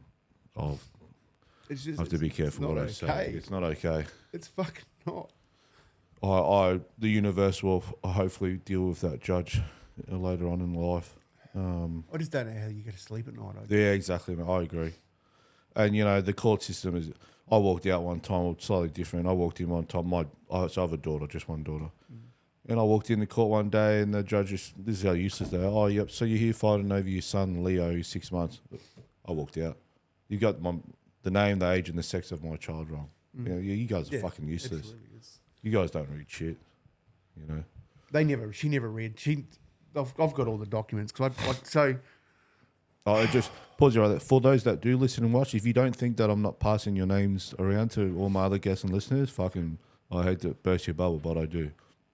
Legally, I don't say it on this podcast because he's carrying on that. But my family report writer, everyone knows about you. Fucking mark my word. Your initials, Juliet Lima. I fucking tell everyone. Just like after this podcast, I'll get that judge's name. Everyone will fucking know about you. So, yeah, I don't know who the report writer is. I can't remember. Yeah, it's okay. So yeah, the kids, we'd obviously see them around town. Such a small town. We weren't allowed to talk to them. They'd be like looking at us with big fucking bro, I can't imagine that. big eyes, like help. It's just you can't even say hello. Like she's pulling them away. It's like fuck's sake. Mum and dad, like my mum and dad were amazing through the whole thing. All the family were, yeah. And then obviously they come back to us after 2 weeks and they're full of stories and what's going on. And I've never pumped the kids. She thinks we do. I've never pumped the kids for information. It just spills out of their fucking mouths. Like something I've never done. I've never pumped the kids for information what's going on in mum's house. If it's bad enough, they're going to tell you. If they feel safe, they're going to tell you. 100%. If they feel safe, if a kid feels safe, they're going to tell you what's going on. Yeah, so it was just the same shit. Like round circles. Yeah, round circles. Same shit. My wife would go and she wouldn't change fucking changeovers. Still hasn't done it. My wife would have to go and drop the kids off, pick the kids up. He's fucking up in the window abusing. I'm gonna kill you. I'm gonna kill your son, and like all this sort of shit. Cops aren't doing fuck all. Has he been in prison before? Him? Yeah. I don't think so. If it has, it's a pretty short time. Yeah, and anyway, I was still on chemo. Fuck, I was crook. I was still working. It's been a pretty shit life. I'd had the chest infection. I had pneumonia. I was in a negative pressure room for 7 days. I was pretty sick. Got out. My wife had met me at the door and she's like, we're going away. I said, yeah. She had my bag and stuff back. And I still had the fucking band around my arm. Hospital band around my arm. And she's like, yeah, we're going to Ely Beach. We're going out. Like, we're out. We didn't have the other two kids then. She's like, we're away for a week. I was, yep, cool. So we went away. Come back. Had an awesome time. Just chill out. Come back. And it was just getting hotter and hotter and hotter. And I was like, fuck, because we had to pick the kids up actually that afternoon. Got to Claremont. It was like 45 fucking degrees. No, Claremont. And I'm just like, yeah, nah. And I'm having chemo and stuff. And of course, you react with the heat. And I got back to the mothers to pick the kids up. By that point, it was all right. It wasn't bad. It was shit, but it wasn't bad. It was good considering.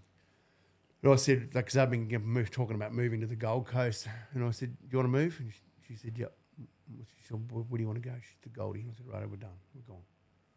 She said, you in for it? She said, yep. Right, we're doing it.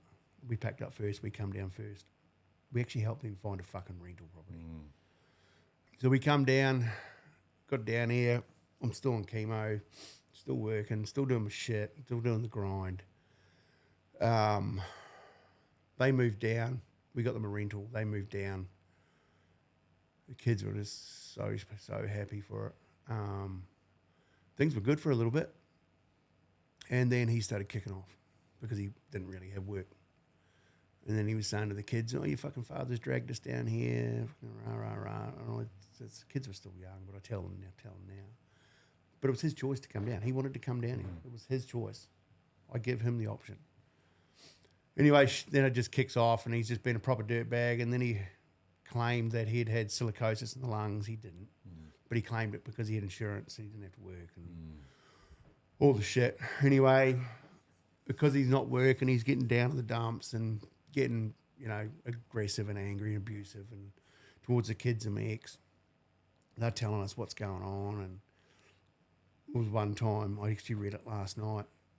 He blames my daughter for ringing the police, but she was texting me at the house from their house, saying he's kicking off, he's punching holes in the walls, he's pushing mum around. So I rang the cops, sent the cops around. He blamed her. So there, I went back. I ended up going bankrupt. Actually, cost us. I reckon it cost us all up $1 million. $1 million in Houses, cars, cash, lawyers. Yeah. $250,000, $300,000 in lawyers' fees. The whole works and jerks. I've heard guys say it on your podcast before, self-represent. Yeah, what's your thoughts? If you're strong enough and you're knowledgeable enough, 100% do it. I'll ask the conclusion question at the end, but yeah, there you go. I ended up going bankrupt. I went in the hole. I just went, fuck it, I'm done. I bailed out. Sick of the fight, sick of trying to pay shit, you know. Because I reckon it was just under $1 million by the time everything had come out. Which could have gone to your kids growing up, 100%. Right? Schooling, everything. We holidays. lost a house. We lost 2 cars. We lost a boat. Yeah. Lawyers' fees, the whole, like everything. Child support, just, yeah, a lot of money. Yeah, so life was pretty shit. Anyway, fast forward, I don't know, probably, what would it be now, 2000, probably 16, 17. A lot of shit's passed, a lot of water's passed under the bridge. Like I could talk for days about this shit. So part of the agreement, part of the court order was that the kids get opposite Christmases, vice versa. Mum and Dad's birthdays, their birthdays, blah, blah, blah. Yep. Anyway, it was my birthday, so the kids come over. It was her time. It was on a Wednesday. We went out for dinner, and I said, right, I'll take you back to Mum's. I never used a home. I always said Mum's. I was not fucking home. Yeah. And my boy, he was Mum's boy, to be honest. He went, we're not going back. He was probably 11 or 12, and my daughter was 12 or 13. Yep. He said, we're not going back. I said, what do you mean you're not going back? He said, we're not going back to that shit show. I went, fucking cool story, but I'm going to have to wade through a bit of shit, but we'll sort it out. So I rang her and I said, the kids aren't coming back. She said, what do you fucking mean they aren't coming back? Well, fireworks. I'll get the federal cops, I'll get fucking federal orders, and you'll never see your kids again. She's kicking off. And I just said to her, you do what you need to do. These kids are now of age. Where they can talk for themselves. They can talk for themselves, and they've said they're not going to live in your fucking environment. That's right. So it kicked off hard. I was waiting for the federal cops to show up for days, weeks. So I sat the kids down, and I said, right, you two, because these kids have been through shit. Like, these kids are knowledgeable kids. These kids are worldly kids. I said to the 2 kids, I said, one thing that's going to help you stay here is you need to sit down and write a letter to your mother. Both is. I don't want to be involved in it. And you need to tell her why. I read those letters last night. For the first time, or you've read them before? No, I read them before. Yeah. I fucking forgotten I'd even had them. They're in here, actually. That's awesome. And they're just like, fuck you, Mum, basically. You fucking left us to rot in that shit show. Yeah. You never protected us. You lied to us. Like, they just fucking drilled her. Like, and then they said they didn't go back. Cops come around, and the cops said, well, fucking nothing we can do. I said, happy days. See you later. Peace out. So they lived with us. It was pretty strained. They never really talked to Mum. They did, but not really. Every now and again, they might catch up, but fuck all. So there was still a court order in place, but because 100%. They're old enough to talk for themselves? Because they're old enough. And the cops were just like... I went, fuck it. You can come for me. You can spend some money now. Oh, good.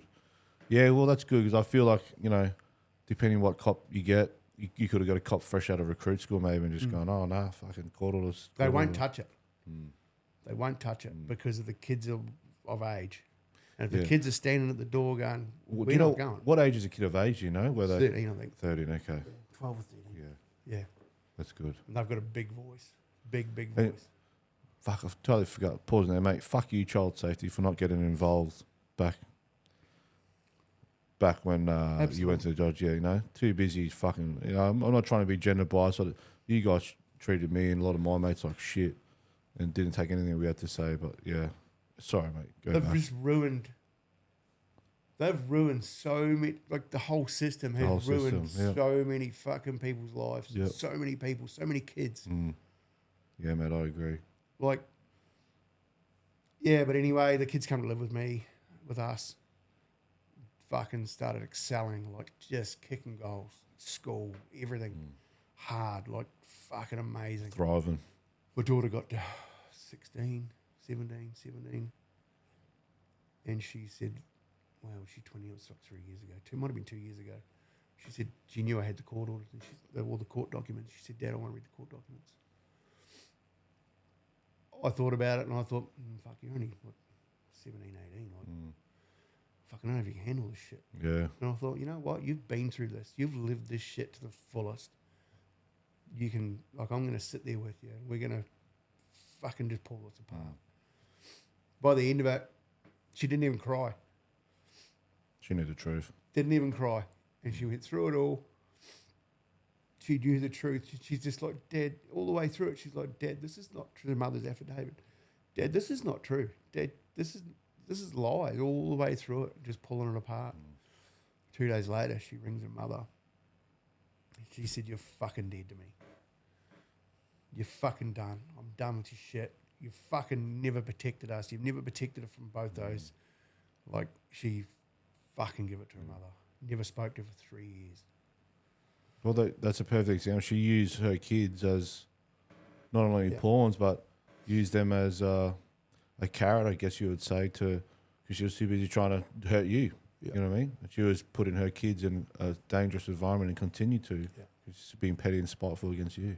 Yeah. You know? Like, that's deep. Like, that. Yeah, that's bad, bro. That's deep. Like, it doesn't get any deeper. Like, people always ask me how why I'm not in jail. You know why I mean what I mean by that. And I say, every time I say to them, what fucking good am I spending 10 years in jail for kids? For my kids. Yeah. The kids in that environment. I can't help. I can't protect them. If I already know what your answer is going to be. Let's just say your kid needed a heart transplant next week, and for the purpose scenario, it was only your heart that could do it. Would you do it? 100%. Now, would your ex-wife do it? No. That's exactly what I mean. No. That's exactly what I mean. And through this whole time, you've never dropped yourself to her standard. Never. We've held our heads really high through the whole thing. There's been, but don't get me wrong, there's obviously been the odd moment. Yeah, of course. My wife now, fucking amazing. Like, I don't know how she does it. I don't know how she's put up with it. She has copped some shit, man. Like, strong woman. She Aussie? No, she's Kiwi. Kiwi. She's got depression and anxiety, pretty bad. Things haven't been good for her with the shit she's dealt with, had to dealt with from the ex. And yet, it wasn't even that long ago. Actually, my ex's fucking father died. Took all that information to the grave. Never fucking told anyone. Wouldn't do an affidavit or anything. And he was there that day she found out what happened. He took it to the fucking grave. So they were supposed to be moving up to Emerald when that time was happening, like 3 years ago, because they couldn't deal with the Gold Coast and they were done. And we had the kids anyway and blah, blah, blah. So he wanted to go back to the fucking Gold Coast. He wanted to go back to Emerald from the Gold Coast. So their lease was up. They packed the house up. He'd gone up, found a job. Well, he'd come home from Emerald to move with a moving van and said, I don't have a job, to her. Her father's just died. He died the day of his birthday, like a couple of days before. He sent her put a big message on Facebook. How fucking dare you? Like, why didn't you make me a birthday cake? And her father's died on the same day. Like, just been a proper fucking cop. Yeah. Anyway, he'd gone up to run the post office in Emerald. I got a lot of mates up there still. And they're like, yeah, no, you ain't fucking running the post office. He's like a courier. Anyway, found out through the grapevine that he was touching up the fucking staff, female staff. Lost his fucking job. So they've got nowhere to go, no house, no job. The house is packed up and she just lost it. Dad's just died. She just lost it, like complete fucking meltdown. I got a phone call from the neighbour. She said, can I go and get the kids from high school? This was like a few years ago. And I said, no fucking way in the world. I'll go and get them. I'll take them round. I rang my wife now and I said, this is what's going on. I'll meet you there. Walked in. There's nothing in the house. It's all packed up. He's standing at the door. He's giving me... My wife and my kids have walked through the door. I walked through last. He said, get the fuck out of my house. I said, you don't have that fucking right. I just keep walking. She was beside herself on the ground, and my wife was the one that picked her up and hugged her after all this shit we've been through. She was the one that picked her up off the ground. And she's still doing it, man. That's how big of a person she is. Like, huge. Yeah. And that day, my boy went with his mother to the doctor. My daughter went with the partner to Coles to get some stuff for the mum because she wasn't very well. She was just overwhelmed. It was just anxiety and all the shit with what had happened with her dad. Anyway, the kids were living with us. And my daughter went with the partner into Coles or Woolies, and he said to her, this is all your fucking fault. Blame game. She just turned around and walked out. She said, I don't have to put up with your shit. Walked out, rang me, come pick her up, picked them up. And Mum didn't know about it. And then a few days later, like a week later, one of her friends had rung me, what the fuck's going on? So I told her. And so the friend had told Mum what he had said and what he'd been saying that day to the kids. And she went, no way, he wouldn't say that. That did a lot of damage, man. They did a lot of damage for those kids, and they just went, fuck, we're done. They wiped her. My daughter wiped her for 3 years. My son, he was Mummy's boy. He hardly talks to her now. I've pushed and pushed and pushed. I went to mediation at that time as well because we had the kids, and I wanted to do the right thing, and Mum wouldn't go. The kids wouldn't go and see Mum. So I organised mediation off my own bat so we could sit down and have a talk and sort some shit out and trying to get the kids to go and spend time with Mum. Walked in, put my phone on the counter, turned it off, put it on the counter. She took her phone in with her. And I'm talking with her, and I'm like, shit wasn't going good. And I'm like, hey, I'm here to try and give you time with your kids so they'll go and fucking see you. I said, this isn't about you and me. I said, I can get up and walk away now. And I looked at her phone was flashing. She was fucking recording the whole thing. So I just got up. And the lady, this is different mediation now because the good one was in Emerald, the shit one was down here. And I just got up. She said, where are you going? I said, I'm fucking done. I don't have to deal with this shit. I've orchestrated the whole thing. I'm fuck her. I just got booked out. You're done. Yeah. It was all this stuff. It's just all that stuff, man. Like, yeah. When the kids were going to counselling in Emerald, when they were young, she got wind of who the counsellor was. She made an appointment with the counsellor, took her phone in, then proceeded to ask questions about the kids' counselling and recorded the whole fucking thing. The counsellor divulged a whole lot of the information to the mother. I went for her. I took her. I had her. I went for her hard. She got sacked and debarred and the whole works and jerks. Yeah. Bloody hell, mate. I want to make sure I don't miss anything. So before we get into where we're at now in life, it's just so much, man. Yeah, of course. I know. Like, I'll just say it now. I'll say it there, mate. It's admirable what you've been through, mate. Like, obviously, this podcast aren't about good stories, you know. No. This one would probably be the worst one. We did talk about this. Yeah, I've got another one that hasn't been released that gets close, but not. Yeah. This one would take the cake. So I say that respectfully. This one would be the worst one. Very triggering. But it just shows how your ex, well, her dad died and then lost the house. She couldn't even handle that bit of pressure yet. Your whole life, what you've put up with, working, being put through chemotherapy, falling out with your uncle, you know, your wife sticking by. Not falling out with the uncle. The whole family's falling out. My father hasn't even spoken to his brother. Yeah, okay. In like 14 years. Yeah. You know, putting up with the Chinese whispers at the thing, you know, all this stuff, and then obviously the real bad stuff, which I won't bring up again, but, you know, you've brought it up then with your kids, and you're still here today, mate, you know, so I take my hat off to you. I can't imagine what you're going through. It's made me very... Kim and I, my partner and I, wife talk about this. It's made me very sterile. What's the word I'm looking for? I'm a rock. I've got no emotion. Desensitized. Yeah. I got no emotion. It's the first time I've cried. Yeah, mate, I want you to cry, mate, because I can guarantee you, unfortunately, I hope I'm wrong, but there would be fathers out there that are, you know, we're all in the similar boat, but, you know, the different working dynamics, and obviously this is much more different to mine. But I can guarantee you, I hope I'm wrong, but I'm sure there's fathers out there that are in the same boat. They're going to hear your story and like, fucking, that's what happened to me. There's one thing I will say. It won't happen all the time, but this shit will come out in the wash. The kids do get older and they do see what's going on. Yeah. They do have a voice and they do go, fuck you, mum. Yeah. I have probably, 8 out of 10 fathers say that. Your kids will grow older and they'll see it for what it is.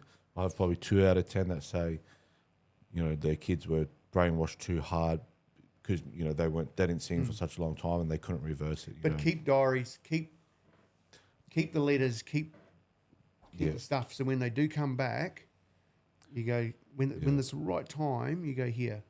And this is why I'm doing the platform too, what's happened, not for me, what's happened to me is what's driving me to do this, but it also gets fathers to come on, tell their stories, but also leave a message, time and date stamp. To go, oh, fuck, you know what? January 2025, my dad came, he said this. I listened to the podcast the other day of the father who still had the Christmas presents that were fading in the bedroom. Ben Carrick, yeah. Like, it's that stuff. And when the kids do, that's not going to happen fast. They're going to be a bit tentative for a start. But when they see that stuff, they go, holy shit. Yeah, mate. Mate, how's life today with your kids? So they're one's 18. Yeah, one's 18, one's 20. Yeah. 20. This is the worst part. This is the kicker. Yeah. Probably not the worst part, but it's a pretty good kicker. So 12 months ago, my daughter met a boyfriend.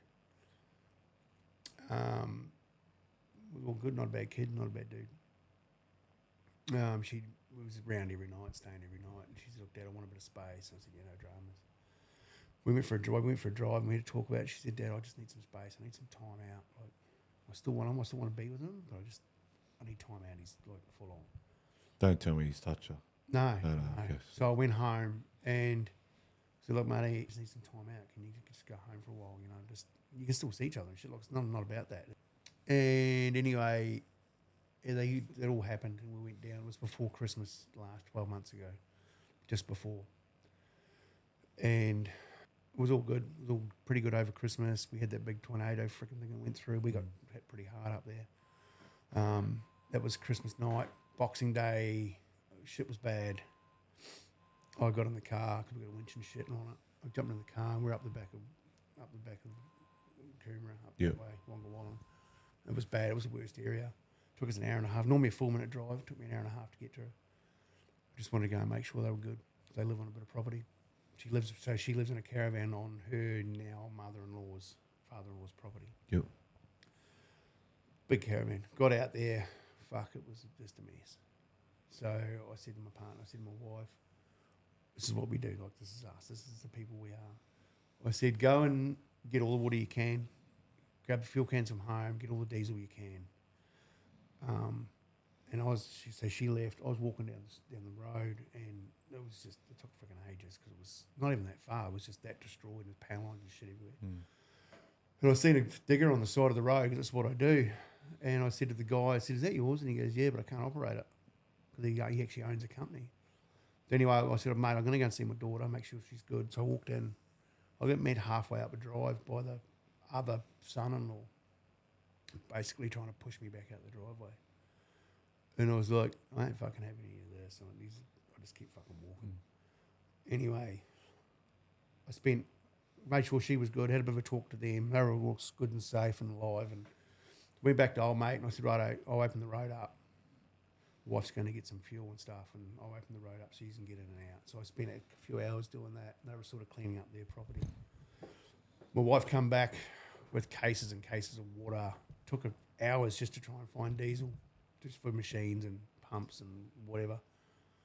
Anyway, so that was all good. We'd had lunch there. A few days later, it started going a bit sour, and I was like, what the fuck's going on here? Didn't think too much of it. But the mother, my daughter's mother-in-law now, she's not married, but her mother-in-law had her kids taken off her years ago.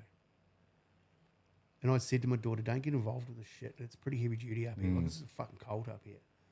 Anyway, she's moved in. She's living up there. This lady's fucking left of centre, like proper. She had her kids taken off when she was younger, like all of them, for a long time. And she's still not okay. She controls all the money. She controls the narrative. She controls who they see, who they date, everything.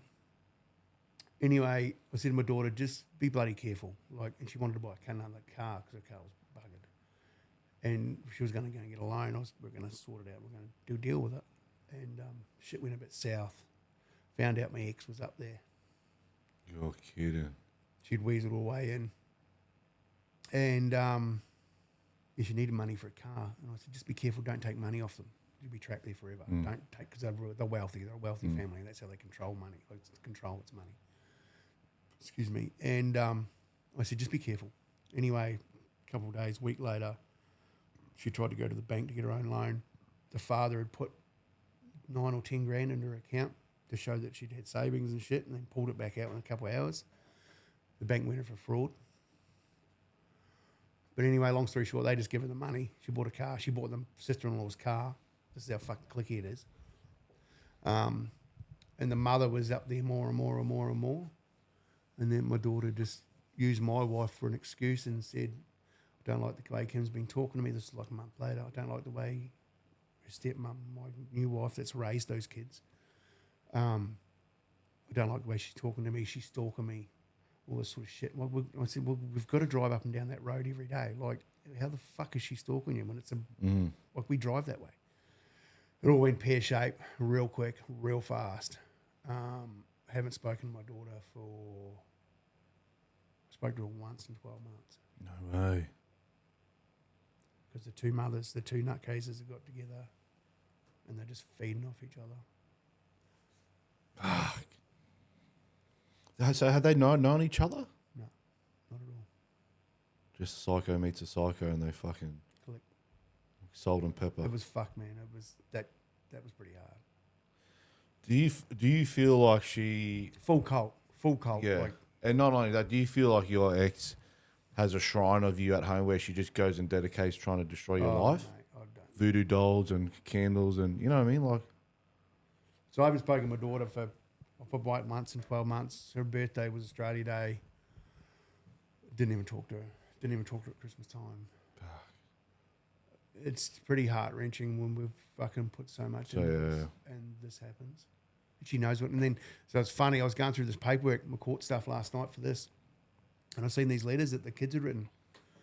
So I just went, fuck you. So I sent it to my daughter. Did she reply? No. But she'll go, this is what will happen, I can tell you now. She'll go, Dad's trying to manipulate me. Because my two mothers are involved now. I don't think she will, because I think he can't. I mean, yes, we're doing the podcast. We're saying it for what it is. I mean, she read the court documents when she was young and saw it for what it was, right? Yeah. I'd like to think she's just gone through a bit of a phase. I like to think that too, but she's pretty heavily brainwashed. Yeah, okay. Because she's the 18... She's 20, yeah, she's son's 20, the youngest. just turned 20. Yeah. Yeah, she's just turned 20 now. Oh, man. This month, actually. Oh, last month. Yeah. So, anyway, that's that. And then my boy, my 18-year-old. I thought he was doing all right. This is only just a few weeks ago. I know shit's been tough for him, and we've always been there for him, and we've got his back 110%. One of his good friends come to us the other night and said, Mitchell's not doing real good. This is literally the day you and I spoke. Yeah. He's not doing real good. He's not coping. Like, he's just not processing what's happened to him in the past. Like, it's all starting to kick in. And I hadn't even spoken about this. So we sat down and we had a big conversation. He's got so much hate and resentment for his mother. He just can't believe that his sisters... He doesn't talk to his sister either. And they've been tight. Like, they've gone through all this. And they're Together, tight. yeah. And he hasn't hardly talks to his sister. Mm. Yeah, he's just not coping with life. Like, he just, everything that's gone on in the last 12, 15 years. It's all come to a head. Taking a toll.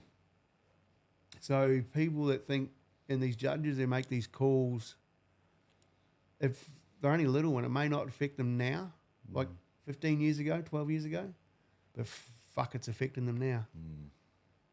Their whole social life, their whole everything. Do you believe in karma? I fucking don't believe in karma. Mix cops it all the time. It's, yeah. So him and I was away actually. I think my wife and his good friend sat down the other night because I got court documents out the wazoo, and he went through and read all the court documents. He said, Dad, I'm still too little. He said, I can't remember a lot of this stuff. But he said, I can remember the bad stuff, the stuff that was done to me. He shows a lot of resentment to his mother now. I said, are you going to ring your mother? And he goes, I can't. He said, I can't. Yeah. Yeah. This has only happened this week. Shit. It was funny because 12 months ago, my wife and I were driving somewhere and she looked at me and she goes, what's wrong? And I said, what are you talking about? And she's like, something's not right. And I was, what are you talking about? And I clicked and I went, this is life. This is as normal as life, 'cause life was normal. I said, this is as normal as life gets. We've got no bullshit. There's no kickback from the ex. There's nothing. Like, yeah. Does he live with you at home? My boy, yeah. 18-year-old, yeah. 100%. Yeah. Yeah. We keep it pretty close on. Yeah. Is he working? Yeah. Yeah. Yeah. He's doing really, he's kicking big goals. That's big good. goals. But I think it's just a lot of stuff. I don't know where it's come from, but yeah. Yeah. Well, I like to, well, not that's my business. I wonder what's set it off. You know, there's something happened or someone said something, he's seen something that maybe he's brought up some trauma, triggered. Who knows, you know? Something's happened. Something's happened. So now our youngest one, sorry, I should talk about him too, but so he's 13, the youngest one. Yep. Does he know much about, I mean, he's only 13, but. Not really. Yeah. No, he knows roughly, but not. Yeah. But when he was a baby, my middle boy, my 18-year-old now, my wife walked in when he was a baby with a pillow over his face. My boy had his pillow trying to kill him. Wait, who was trying to kill who? So my 18-year-old now, Yeah. he would have been 5. Yep. And the baby, he's 13 now. The 13 or 18-year-old now had a pillow over his face trying to kill him. What do you reckon? That jealousy, maybe? No, it was the fucking stepbrother telling him to do it. There's all this stuff. Like, there's so much stuff. Yeah, bro. In the swimming pool years ago, like we're here on the coast actually, in the swimming pool at home, and he's fucking held his brother under the water, just about fucking killed him. Same thing, come from the fucking other house. How old's that stepbrother now? Is he? Oh, he'd be, I don't know. He's tell me after the. 25, 20. Yeah. Oh, he's up there. Where's he floating around down here? No, I know where he is. Yeah, okay. He's back in Emerald. Yeah, okay. What's the Emerald community have to say about those two? Don't know. Haven't really touched bases, but I've still got a lot of mates up there. Yeah. They still keep an eye out. Yeah. Yeah. I mean, surely fucking people, surely they're not blind and will see it for what it is and They go, know, yeah. They're dirtbags. Like, they just filth. They work in the mines or they? No, No. fuck no. He was a contract tiler. Yeah, right. Yeah, contract tiler. Like, what the Yeah, fuck? who's not much tiling going on in fucking Emerald? Oh, there was then because it was a there? big boom. Oh, he's there on tiling the Yeah. houses. So we had there was a big building boom, yeah. So yeah, been through the ringer. I was like, yeah, my 13-year-old now, he's been through some shit. He's been through a lot. He's had to sit on the sidelines a lot. Good kid, like really good kid. Been raised, like he's obviously been raised well. He said, Dad, he said to me a while ago, he goes, Dad, if I fronted you, what would you do? And I said, you know exactly what I'd do. He goes, you'd knock me out. And I said, 100% all. So no, like he knows. Never touched the kids growing up, never. But they know. Mate, what did you, before this with your daughter and the ex get in touch with other psycho. Well, did you still communicate with your ex as years gone by? Only because just there was so much shit going on. It was only if I had to. Yeah. Was she ever thankful for the times that you got? She's never apologised to the children. She's never acknowledged it. She still totally dismisses it. Yeah. Do you think she has any mental conditions like Fucking like border personality disorder or something? Have to. Is it one of those persons that doesn't own their mistakes and just blame? So game? she's only ever and will only ever tell people what she wants them to know. Yeah. And she's done that up where my daughter's staying now. She won't tell them the full story. Yeah, of course. She'll only tell them that I'm the cunt. I'm the manipulator. I'm the one that's fabricated. How did she get in that lady's life? I don't know. I fucking don't know. The fucking magicians, those psycho ones. I don't know. And she was left to feel like this lady keeps to herself. She fucking nut job, but she keeps to herself. I don't know. They're up there. She's up there every Sunday for dinner. So I don't know. Like we've had pretty big conversations on the phone. Like shit went down over selling my daughter's other car, and the mother-in-law's in the background gobbing off. And I'm just like, you need to shut the fuck up. This has nothing to do with you. That's scary, eh? Oh mate, it's cold. I call it a cult. Yeah, it is. They lock the gate. There's cameras everywhere. Someone drives down the street. They're like, who's that? Who's that? Why are they down here? I'm surprised I haven't got. I was expecting a lot of hate on my podcast so far. I know I'm only 3 episodes in, but I've actually got a lot of support from women. And this is what I was going to say. Like, this happens to women as well. But yeah, I have a lot of women just saying on behalf of all the women, we're sorry that there's women that out here that do this, that withhold you from seeing your kids, that do this. Like they're like, we're so sorry. Like we couldn't imagine, you know. Like I was expecting. I've only had like I think 2 shitty comments, and there was just one dude saying, "Hey, bro, why would you take your own life? Think of your daughter." I was like, "Man, no worries. Like I don't think you've been." People have said to me, "We don't know how you're still alive." Yeah, even my mum, my biggest believer, my biggest supporter of life. You know, I think that's when I didn't realise that people were concerned about my welfare. She just said, "Son, I don't know how you're still standing." We've been through so much. What's the point in ending your life? Like seriously, you've been through so much. You've fought so hard. Yeah. Why give the ex the benefit of the doubt and go and top yourself? Like, yeah. Yeah. Look, now that I've come out the end, I got a bit of clarity now. When I say clarity, I can as you would know, the affidavits, the correspondence, the allegations, child protection, child life, it was taking a toll, and this is a woman that wasn't going to let, but she was doesn't let up. Doesn't let up. It doesn't let up. It gets worse. Yeah. There wasn't even a back off, and then she's trying to take my daughter back to England, and then now that my daughter was gone, or because I broke, I just sort of, I think, my mate died. There was all this stuff, my back blew out, and I just thought, fuck. I actually cried. I actually had a tear in my eye with your podcast. Oh, thanks, man. Yeah. I've had a lot of people do that. Yeah. Yeah, it just got to a point, man. I just thought, fucking. But you do get into a pretty dark fucking spot, low place, pretty dark place. Yeah. Yeah. I never really showing it, Yeah. but I've been in a pretty deep dark hole. Yeah. Like you, man. You got one like I did mine, and others that come on, they get emotional because you're saying it for what it is, and it's been built up for years. Been built up. I'm sure you get emotional with your partner, but like in general. No, see, I don't. Oh, you don't? Okay, there you go. See?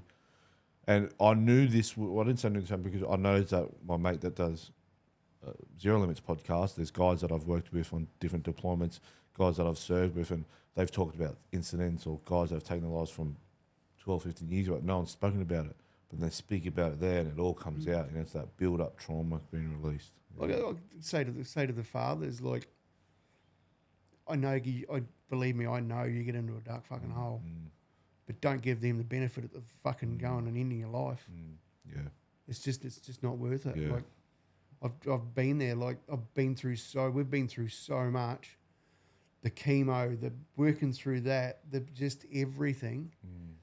I was fucking low, but you call your way out. One day at a time. Yeah.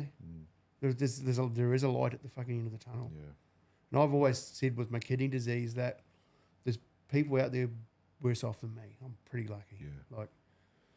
But fuck, I don't know. There was times there that I was starting to question that. Yeah. Oh, bro, you know what? And I'll try and find the negative and I'll try and find the positive in the negative. And there was just a news article popped up the other day. I don't know if you remember this, but there was a Lebanese family in Sydney. I don't know, it was maybe 10, 15 years ago. Some dickhead drunk driver cleaned up 3 of his kids on the side, killed like 3. Yeah, remember that? Yeah. Oh, bro. And I wasn't a father at that time, you know, but you fast track now, I'm a father and I'm reading it and I'm like, I just think, you know, at least my daughter's, I like to think, safe and well with her mum in England somewhere, but at least she's alive, you know. You'd be the same. Like, I've had to stay strong. My mum and dad have been, I can't thank them enough. Like, they've been through the whole deal. I've had to emotionally hold them up. I've had to emotionally hold my kids up, my wife, and whoever else is around, as well as go through chemo and deal with this shit, because there's no one else to do it. And I'm the one that's done it, you know, and I don't know how I've done it. Yeah. I don't know how I've done it. Like, yeah. Well, I'd say you support I would probably say the wife you have now. You know, she's been your rock, like you said before. Oh, she's been pretty low. Yeah. Like, and I can imagine taking a toll on her too, you know. I just, fuck. Shout out to her, mate, if she's watching or listening. Oh, she'll watch, yeah. She wanted to come, actually. Oh, did she? Yeah. Oh, yeah, if anyone, any guests that want to come on, you're more than welcome to bring your partners. I should probably say that. Like, it'd be probably good to get their side of it. It is, yeah. So, obviously, you got recommended through Licky that his partner came on and, you know, and that was a perfect, because that's the first couple I had on, and I said, yeah, of course you can come on, and I said, it'd probably be good to get your side of it, how it affects you, while still dealing with his old chapter, and, you know, she broke down, and it's taking a toll on her as well, you know? Like, we talk with him quite often. Yeah, We know him pretty well. Yeah. But my wife now, like, fuck, she's been through the ringer. Yeah, I bet. Yeah. But to the fathers out there, keep fighting. Yeah. Be smart about how you do it. Yeah. Well, I've got some conclusion questions here, but before it's your time, you've taken time out of your day. I want to make sure we haven't missed anything. Again, there's so much to dive into this, as you know, but any other important points there that we wanted to address before I come to conclusion questions? Don't lie down and roll over and just take it. Represent yourself if you can, if you're smart enough and clever enough. You'll answer these in my conclusion questions. I'll hit the conclusion questions now. Mate, the first one is, any advice for fathers, knowing what you know now, would you have changed anything during the process? 100% would change stuff. Don't believe everything you get told from lawyers and report writers. Yep. Because a lot of it's false. Do your own homework. Make sure you know the system. If you can afford it, get your own report writer. Yeah, good one. They are 100% corrupt in each other's pockets. Yep. If you can do it yourself, instead of buying your freaking lawyer a Porsche, yeah, that's right. it's cheaper just to try. It's time consuming and it's hard work. But if you've got the right people around you, represent yourself 100%. Yeah. I think obviously this podcast was about getting fathers on, but I think generally, I'm going to put a lot of law firms out of business, because every father that comes on, it's a money maker. It's just money maker. Yeah, they're probably going to come after me, but fuck them, mate. How do we change the system? Hard one. The government's got to be changed. Don't get me wrong. We've talked about this before. DV happens and it's not cool. Yep. But there's nothing out there for men. There's no backup. There's no nothing. Right. The allegations of DV are thrown around way too loosely. It's very scary, because it can end up in people getting a lot of shit over nothing. As far as how we change it, I don't know. Yeah. Mate, the third one, funny one. You're on death row. The guard comes and asks you what you want for your final meal, drink, and dessert. That's easy. My mother's rissole was a mashed potato, and her, I think it's called golden syrup pudding. Oh, beautiful. The dumpling. Yeah, the dumpling, yeah. With the golden syrup. Is that the York? Is that what no, sorry, I'm thinking something else. Yeah, It's like an upside down thing, and it's got the golden syrup like on top. Yeah. What about wash it down with? Probably chocolate milk. Yeah, I think I'm a chocolate milk boy. Yeah. I'm pretty easy, You're not a Bundy drinker like Emerald? I don't drink, man. I don't drink now. Yeah. Oh, yeah, plus everything going on, yeah. Oh, yeah, but I just... It was funny, like... Here we go again. I was probably 27 when her and I, 26 when her and I got together in New Zealand. I worked in the forestry, worked fucking hard, put some big days in. We'd drink hard, play hard. I wouldn't say I was an alcoholic, but I was pretty fucking close. She came to me one day and she said, "You need to stop drinking. I'm leaving you." I should have told the fucking cunt to fuck off then. But I wouldn't have my two beautiful kids. Yeah, true. Find the positive and the negative. That's when I stopped drinking. Yeah, okay. Mate, fourth question. This is actually from Ben Carrick on from episode 2. If you were in a room with every single person you'd met or interacted with on this journey, who is the first person you'd be drawn to and why? Judge, 100%. Yeah, I was just going to say this question, since I've only implemented this in since episode 11, and as soon as I started reading, I was like, oh, this is going to hit you different to the other ones. Yeah, the judge. 100%. Yeah, what would you ask or what would you say? You made a comment the other day about, on one of these other podcasts, about they should be made accountable about the point system like they do in America. Yeah. 100%. If they're not performing and they're not doing the right calls and making the right decisions, they should be fucking disbarred and gone. So I actually stole that from, when I say stole, I had a lawyer on episode 6 or 7, and he brought it up. I forget what the terminology is, like a judicial system or something. And yeah, he says that they have it in America. I've got it written down here somewhere. Yeah, they need to be held accountable, you know, like they need to, like a what's it called, video ref type thing, you know, they need to go, righto, not video ref, but, you know, after every weekend, all the judges need to be, all the referees need to put aside. But it's not like it's bad, the child's side of it and the family side of it, but the youth crime thing is just as bad. I've dealt with that firsthand. It's pretty bad. Yeah, I'm sorry. There's no. I don't know how the judge again gave the kids back to your ex, knowing that all the evidence. Everyone was who knows the case and have been through this go. Yeah, what the fuck? Even the down to detectives, CPIU go. What? Even the CPIU go. Yeah, what see, the fuck? and I don't think any of these organisations speak. Cops, child support, child safety, family court. You know, I don't think there's any communication. Child between support them. don't even. Yeah, no, they don't give a fuck. They live in their own world. All right, mate. 5th question. What strategies or this is a big one for you for answer. What strategies or tips helped during the process that you could recommend to any listeners? You'll know who your friends are. 100%. Yeah, I learned that. Those ones that hang around are there for the long run. Yep. For the long haul. You'll find out very fucking quickly who your friends are. Because they just vanish. They just disappear. Yeah. I've got a very small friend circle. Yeah. Very, very small friend circle. Yeah. I don't even know. Time out. Like, you got to have time for yourself and your family, your new family and your wife. You and your new wife have got to have time out. And you don't talk about the shit that's going on. You've got to have that time one-on-one where you go and have dinner or a coffee. You just don't talk about that shit because it's taxing. Yeah, it is. It's really taxing. And you might not think it's affecting your new partner or your wife, but it fucking is, man. Hard. She won't show it, but it's hard. And you don't want that stuff bottling up either, taking a toll on the new relationship. Finding out. Mine was bikes. Yeah, mine was bikes. Finding out. Yeah. Mate, last question, and this affects everyone differently, depending where you're at in life, depending how old your children are. But mate, any message for your children? I love yous. It's all right, brother. I love yous. We've fought hard. I just hope yous end up good people. When I yous are going to end up good people, but I just hope this judge doesn't affect you too much. Yeah. Because I know it has, and I just hope it. I just hope we can fix it. I hope we can mend it. Yeah. To my little one, to my 13-year-old, I know you've stood on the sidelines a lot. I know you've been forgotten about a lot.